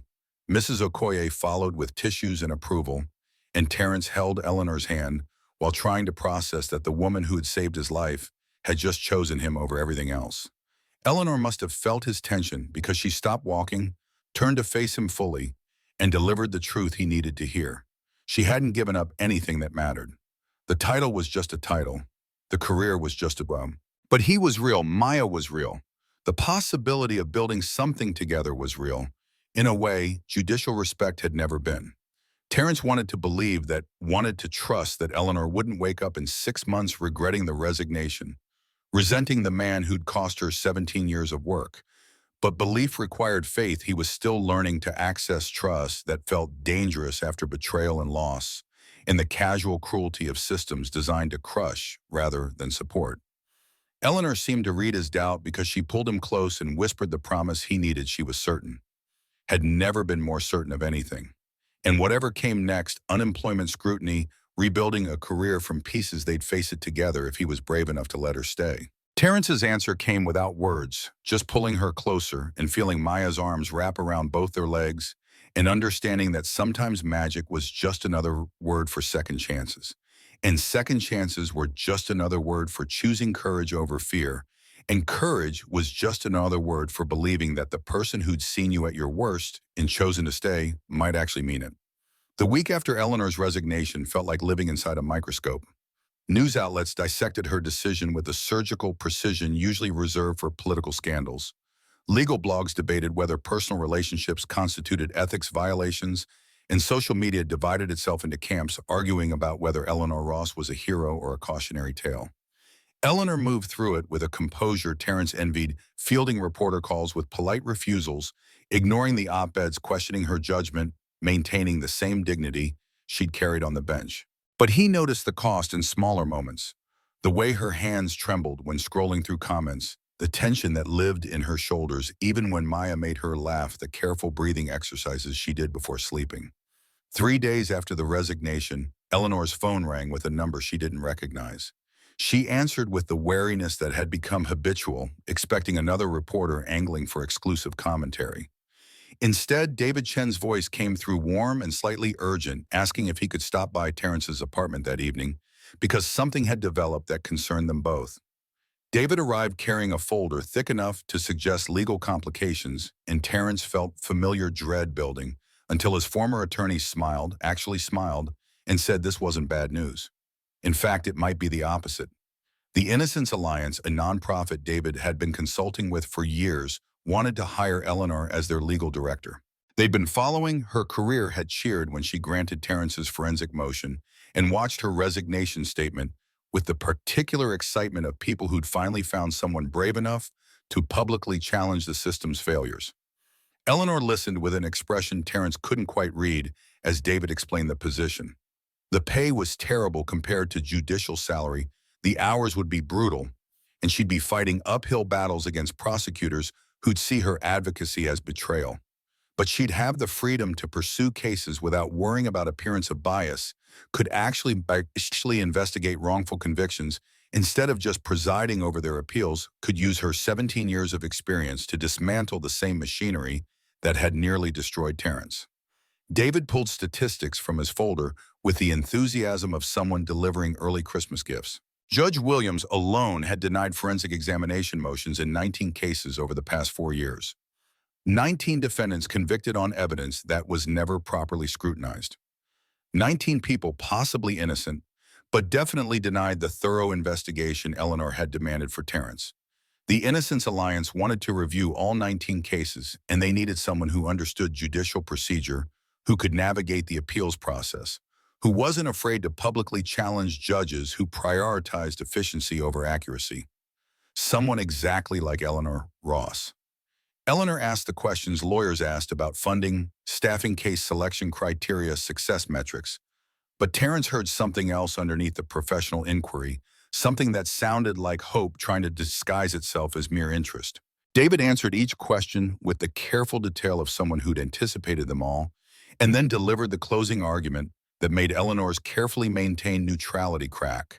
The first case they wanted her to handle involved a man convicted of armed robbery 6 years ago. The forensic examination Williams had denied would have proven the fingerprints at the scene didn't match the defendant, that the eyewitness identification was contaminated by police procedures, that the timeline made the alleged crime physically impossible. That man was currently serving 15 years based on the same kind of photocopied evidence and procedural shortcuts that had nearly convicted Terrence. And Eleanor could save him the same way she'd saved Terrence, except this time nobody could question her motives or accuse her of bias because she didn't know him, had never met him, owed him nothing except the justice the system had denied. Eleanor's voice came quieter than Terrence had heard it since the resignation. When could she start? David's grin suggested he'd been hoping for exactly that answer. Tomorrow, if she wanted. The Alliance had been preparing the case file. The defendant's family was desperate for help, and every day that passed was another day an innocent man spent in prison. After David left, Eleanor sat at Terrence's kitchen table with the case file spread before her, and Terrence recognized the expression on her face, the same focused intensity she'd brought to his trial, the same determination that had made her grant the forensic motion despite knowing the risks. She'd found her purpose again, just in a different form, and watching her make notes in the margins of legal documents, Terrence understood that titles had never been the point. Justice had always been what mattered, and justice didn't require a gavel. Maya wandered in from her bedroom where she'd been theoretically doing homework, took one look at Eleanor, surrounded by papers, and announced that this meant Eleanor was staying forever because people didn't bring work to places they were leaving. Terrence tried to deflect, but Maya just rolled her eyes and informed Eleanor that she could use the spare room as an office if she wanted, because clearly that's where this was going, and adults wasted a lot of time pretending obvious things weren't obvious.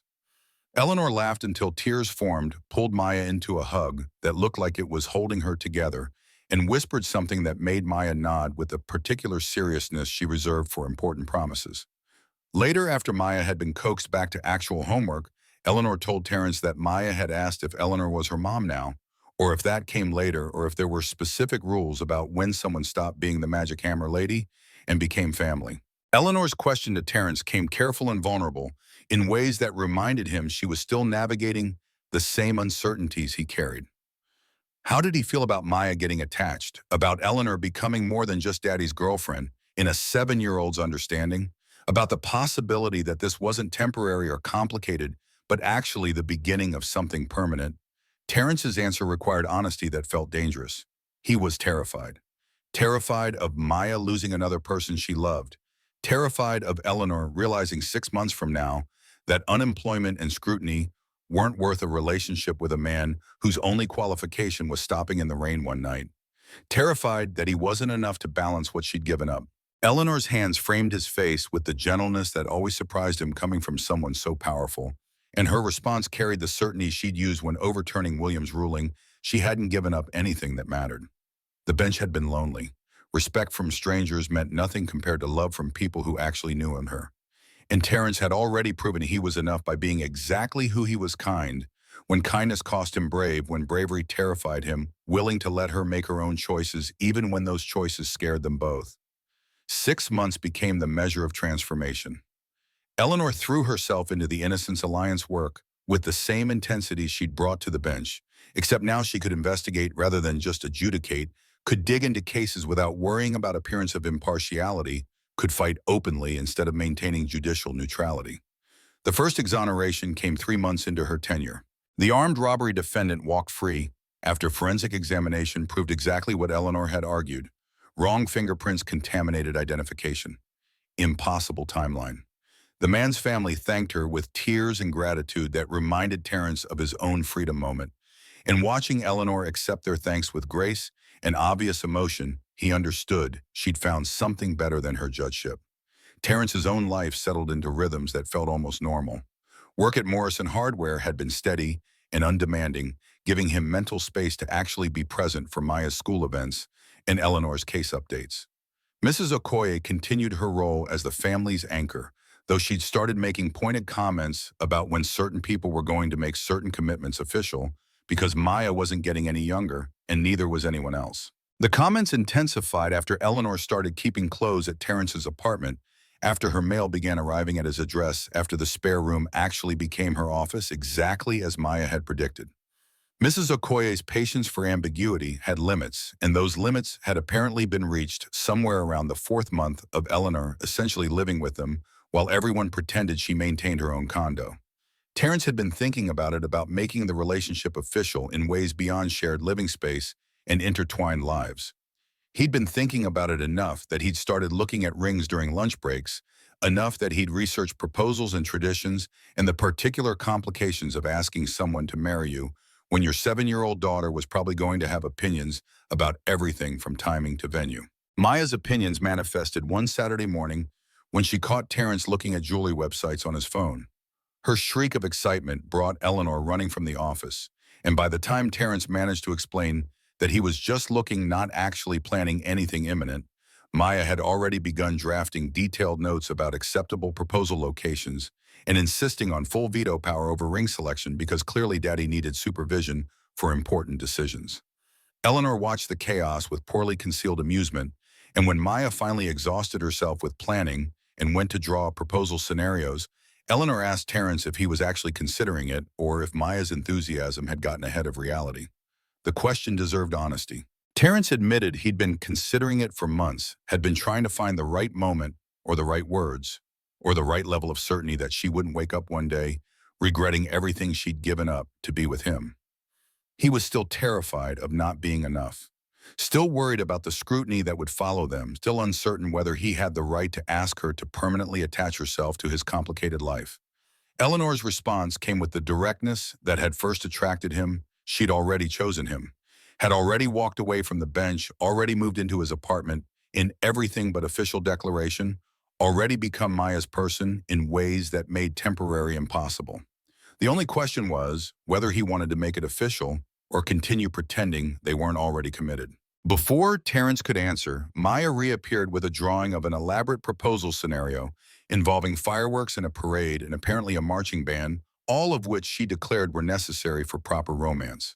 Terrence tried explaining that budgets existed and parades required permits, but Maya just waved away these adult concerns and informed Eleanor that Daddy needed help with vision and maybe Eleanor should propose to him instead since she was clearly better at making big, brave choices. Eleanor laughed hard enough that she had to sit down, and somewhere in that laughter, Terrence made a decision. He'd been waiting for perfect certainty for the fear to disappear, for some cosmic sign that he was making the right choice. But perfect certainty didn't exist. Fear was just part of loving someone enough to risk losing them, and the only sign he needed was Eleanor laughing at their kitchen table while Maya planned their wedding with the confidence of someone who'd never doubted the magic would work. 3 weeks of careful planning followed. Terrence recruited Mrs. Okoye as co-conspirator, bought a ring that was simple enough to be affordable and beautiful enough to make Maya's approval process, and settled on Washington Park for the proposal, because that's where they'd first been a family, where Eleanor had stopped being the judge and become simply Eleanor, who fed ducks with Maya and held Terrence's hand when they thought nobody was watching. Maya's involvement proved simultaneously essential and nearly catastrophic. She helped Terrence practice what to say, critiqued his word choices with brutal honesty, and promised she could absolutely keep the secret until the actual proposal day. That promise lasted approximately 48 hours before she cracked under the pressure of knowing something exciting and told Mrs. Okoye's neighbor, who told her daughter, who mentioned it to someone at Maya's school. By the time proposal day arrived, Terrence was reasonably certain half the South Side knew his plans, but miraculously the information hadn't reached Eleanor. Or if it had, she was kind enough to pretend surprise when Terrence suggested a Saturday walk in Washington Park to enjoy the autumn weather. Mrs. Okoye arrived at the park early with her camera positioning herself behind a tree with the determination of someone who'd been waiting months for this moment. Maya vibrated with barely contained excitement, nearly giving away the surprise 3 times during the walk to their usual duck feeding spot. Terrence's carefully rehearsed speech disappeared the moment he tried to deliver it. He'd planned eloquent words about rain and justice and second chances about how Eleanor had saved him before he'd known he needed saving about building a family from the broken pieces of their individual lives. Instead, what came out was simpler and more honest: that he loved her, that Maya loved her, that they wanted her permanently if she was brave enough to choose them. He got on one knee, pulled out the ring, and managed to actually ask the question before Maya could intervene with her own additions. Eleanor's response came through tears and laughter simultaneously, a yes that sounded like relief and joy, and the particular certainty of someone who'd been waiting for the question long enough to know exactly how to answer. Maya launched herself at both of them with enough force to nearly knock everyone into the duck pond, declaring that she'd known this would happen, that magic always worked when people finally stopped being scared that she got to be Flower Girl, and nobody could argue about it. Mrs. Okoye emerged from behind her tree with photographic evidence and tears streaming down her face, and for a few perfect minutes they existed in a bubble where nothing mattered except the four of them celebrating the official beginning of what had already been true for months. The celebration continued at Mrs. Okoye's apartment, where she'd apparently been preparing food since dawn in anticipation of exactly this outcome. Eleanor called her brother James for the first time in 12 years, her voice shaking as she explained that she was getting married and would really like him to be there even though they hadn't spoken since her divorce. James's response came careful and emotional, and Terence heard only Eleanor's side of the conversation, but the tears on her face suggested reconciliation rather than rejection.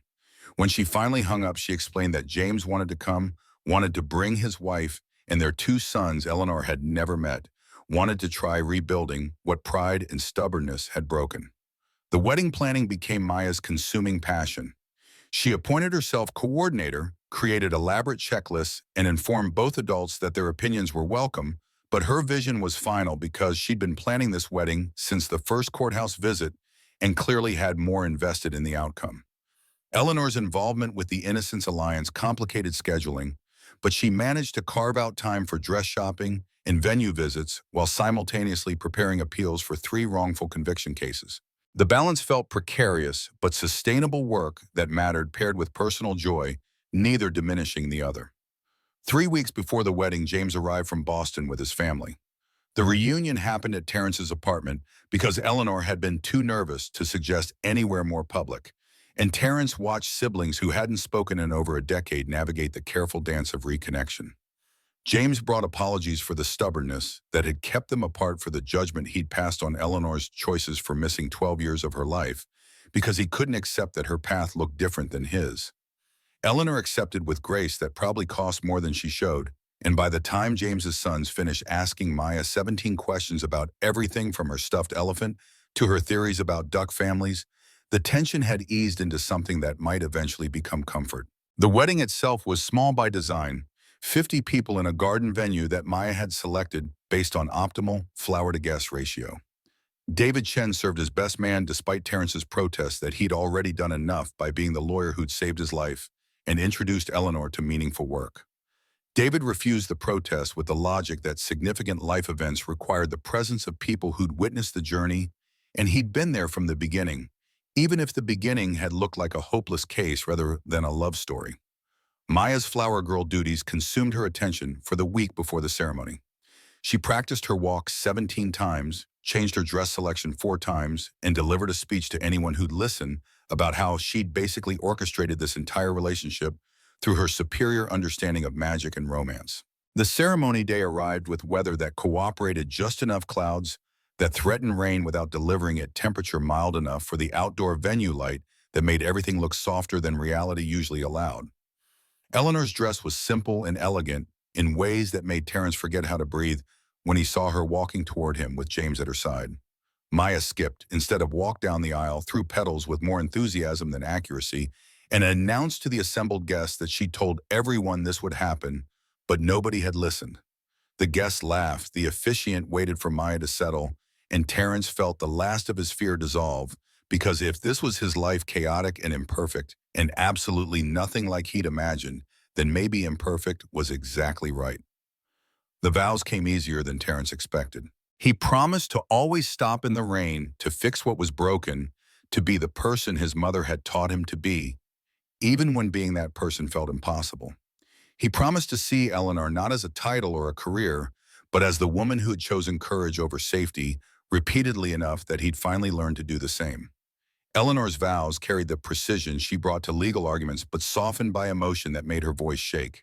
She promised to fight for truth even when truth was inconvenient, to choose love over loneliness, to build a family with Terrence and Maya that honored both the pain that had brought them together and the joy they'd chosen despite complications. Maya insisted on adding her own vows. Promises to share her toys and her stuffed elephant and her theories about ducks, promises to be the best daughter to both of them. Promises that they'd all be happy forever because magic didn't make mistakes, and this was definitely magic. The kiss happened before the officiant could officially declare them married. Terrence's patience finally exhausted by ritual, and Maya's voice carried across the garden, announcing that finally everyone was doing what they should have done months ago. The reception dissolved into the comfortable chaos of family celebrating itself. Mrs. Okoye danced with James's youngest son, teaching him moves she'd learned in Nigeria 50 years ago. David gave a toast about justice delayed becoming justice, delivered about wrongful accusations leading to rightful love. James spoke about second chances and the particular grace of siblings who forgave stubbornness with more kindness than it deserved. Maya's toast consisted largely of explaining her role in orchestrating the relationship, taking credit for every significant development, and suggesting that people who needed relationship advice should consult her because she clearly had superior understanding of how magic worked. Eleanor and Terrence let her claim the narrative because 7-year-olds needed to believe in their own power. And maybe Maya was right. Maybe her absolute certainty had created space for the adults to stop being afraid. 2 years passed with the speed that happy time seemed to travel. The Innocence Alliance work grew under Eleanor's leadership, 13 exonerations in 24 months, each one representing a person freed from wrongful conviction. The cases became her purpose, in ways the bench had never managed, justice pursued rather than simply administered. Terrence's hardware store position had evolved into management's steady income, with benefits that meant security for the first time since Brandon's betrayal. Maya thrived in school, her drawings shifting from magic hammers and courtroom battles to portraits of her family, 3 people who'd found each other through crisis and chosen to stay through everything that followed. One Saturday morning, Eleanor sat at the kitchen table reviewing case files while Terrence made breakfast, and Maya narrated her dreams about becoming a lawyer, astronaut, veterinarian, who would obviously need to do all 3 jobs simultaneously because focusing on just one thing was inefficient. Eleanor's phone rang with news that the Morrison case appeal had been successful, that the man she'd been fighting for would walk free after forensic examination finally proved what she'd argued for months. The joy on her face reminded Terrence of the rain of the moment, when she'd looked at him with gratitude for the smallest kindness, and he understood that saving people had always been who she was. The bench had just been one tool among many. Maya asked if this meant they were celebrating, and Eleanor pulled her close and said yes, always yes, because freedom was always worth celebrating, even when it came years too late.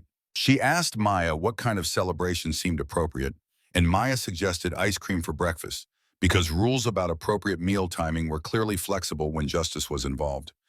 Terrence watched his wife and daughter negotiate the terms of celebratory ice cream, watched the easy affection between them that had grown from Maya's initial attachment into something deeper and more permanent, and felt the particular contentment that came from building something good from broken pieces.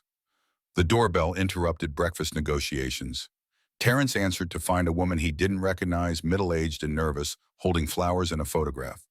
She introduced herself as Patricia Morrison, mother of the man Eleanor had just freed, and asked if Judge Ross, she caught herself, if Eleanor Hayes was available because Patricia needed to say thank you to the person who'd given her back her son. Eleanor came to the door still wearing pajamas, and Patricia's composure crumbled immediately. She thanked Eleanor through tears for believing her son when nobody else would, for fighting when the system had declared him guilty, for refusing to accept that photocopied evidence and lazy prosecution was sufficient for justice. Her son had lost 6 years, but Eleanor had given him back the rest of his life, and Patricia needed Eleanor to understand what that meant to a mother who'd watched her child disappear into prison for crimes he hadn't committed. Eleanor accepted the thanks with the grace she brought to everything, invited Patricia inside for coffee, and spent an hour listening to stories about the son who'd survived incarceration and the family that had survived his absence. Terrence watched them talk and understood this was the work that mattered, not the title or the respect or the power, but the actual human impact of choosing truth over convenience. After Patricia left, Maya asked why the lady had been crying, and Eleanor explained about her son being in prison for something he didn't do, about how sometimes the system made mistakes and it took a long time to fix them, about how fighting for truth was hard work, but always worth doing.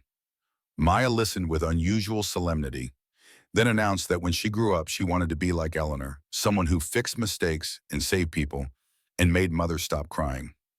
Eleanor pulled Maya close and said that saving people didn't require titles or courtrooms, just required being brave enough to help. When help was needed, just required being the kind of person who stopped in the rain. Maya looked at Terrence with sudden understanding, recognizing the reference to the story she'd heard dozens of times about how her parents met. She asked if that meant Daddy had saved Eleanor first by fixing her car, and Eleanor confirmed that yes, kindness had started everything. That one small choice to help a stranger had created the chain of events that led to all of this. The exoneration, the family, the life they'd built together. Terrence felt the weight of that truth settle over him. He'd stopped in the rain because his mother had taught him that character mattered when everything fell apart. That single decision had saved his own life through consequences he couldn't have predicted, had given Maya the family she'd needed, had allowed Eleanor to find purpose beyond the bench. And now they were saving others, extending the chain of kindness forward, proving that sometimes the smallest choices created the largest impacts. Maya returned to her drawing, this time sketching a picture of all three of them holding hands, the courthouse visible in the background, but distant, no longer the center of their story. She added rain clouds above them, but also sunshine breaking through.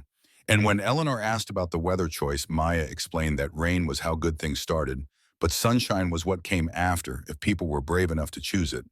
That afternoon, they visited Washington Park, the place where everything had shifted from secret to acknowledged, from complicated to chosen. They fed the ducks while Maya narrated her ongoing theories about duck family structures, and Terrence held Eleanor's hand and felt the particular peace that came from arriving somewhere you didn't know you'd been traveling toward. Eleanor asked if he ever thought about the rain, about what would have happened if he'd driven past that night, if he'd chosen safety over kindness. Terrence admitted he thought about it constantly, the impossibility of their intersection, the precision of timing that had brought them together, the ways one choice had created everything that followed. But he'd stopped, believing in coincidence somewhere between the trial and the proposal. Maybe the universe didn't operate on accident and random chance. Maybe kindness created its own gravity, pulling people together who needed each other, even if they didn't know it yet. Maybe stopping in the rain wasn't just about Eleanor's battery terminal, but about saving them both from the loneliness that had been consuming them separately. Eleanor leaned against him while Maya chased ducks with the particular determination she brought to impossible tasks, and said that maybe magic was just another word for paying attention. Noticing when someone needed help, choosing to provide it, trusting that kindness mattered even when the return was unclear. They stayed until sunset painted the sky colors that matched Maya's most optimistic drawings, until their daughter finally exhausted herself and agreed to go home. Walking back to the car, Maya between them, holding both their hands, Terrence felt the story complete itself, not ended, but arrived at the place where crisis transformed into chosen family, where surviving became thriving, where stopping in the rain became the beginning of everything. Maya fell asleep in the car, and Eleanor reached across to take Terrence's hand while he drove, and the silence between them carried the weight of all the words they'd already spoken, all the promises they'd already kept, all the future still waiting to be written. The courthouse disappeared in the rearview mirror, the place where everything had almost ended and instead became beginning, and Terrence drove them home to the life they'd built from rain and risk and the stubborn belief that truth mattered more than convenience. That justice was worth fighting for, that love was brave enough to choose itself despite every complication.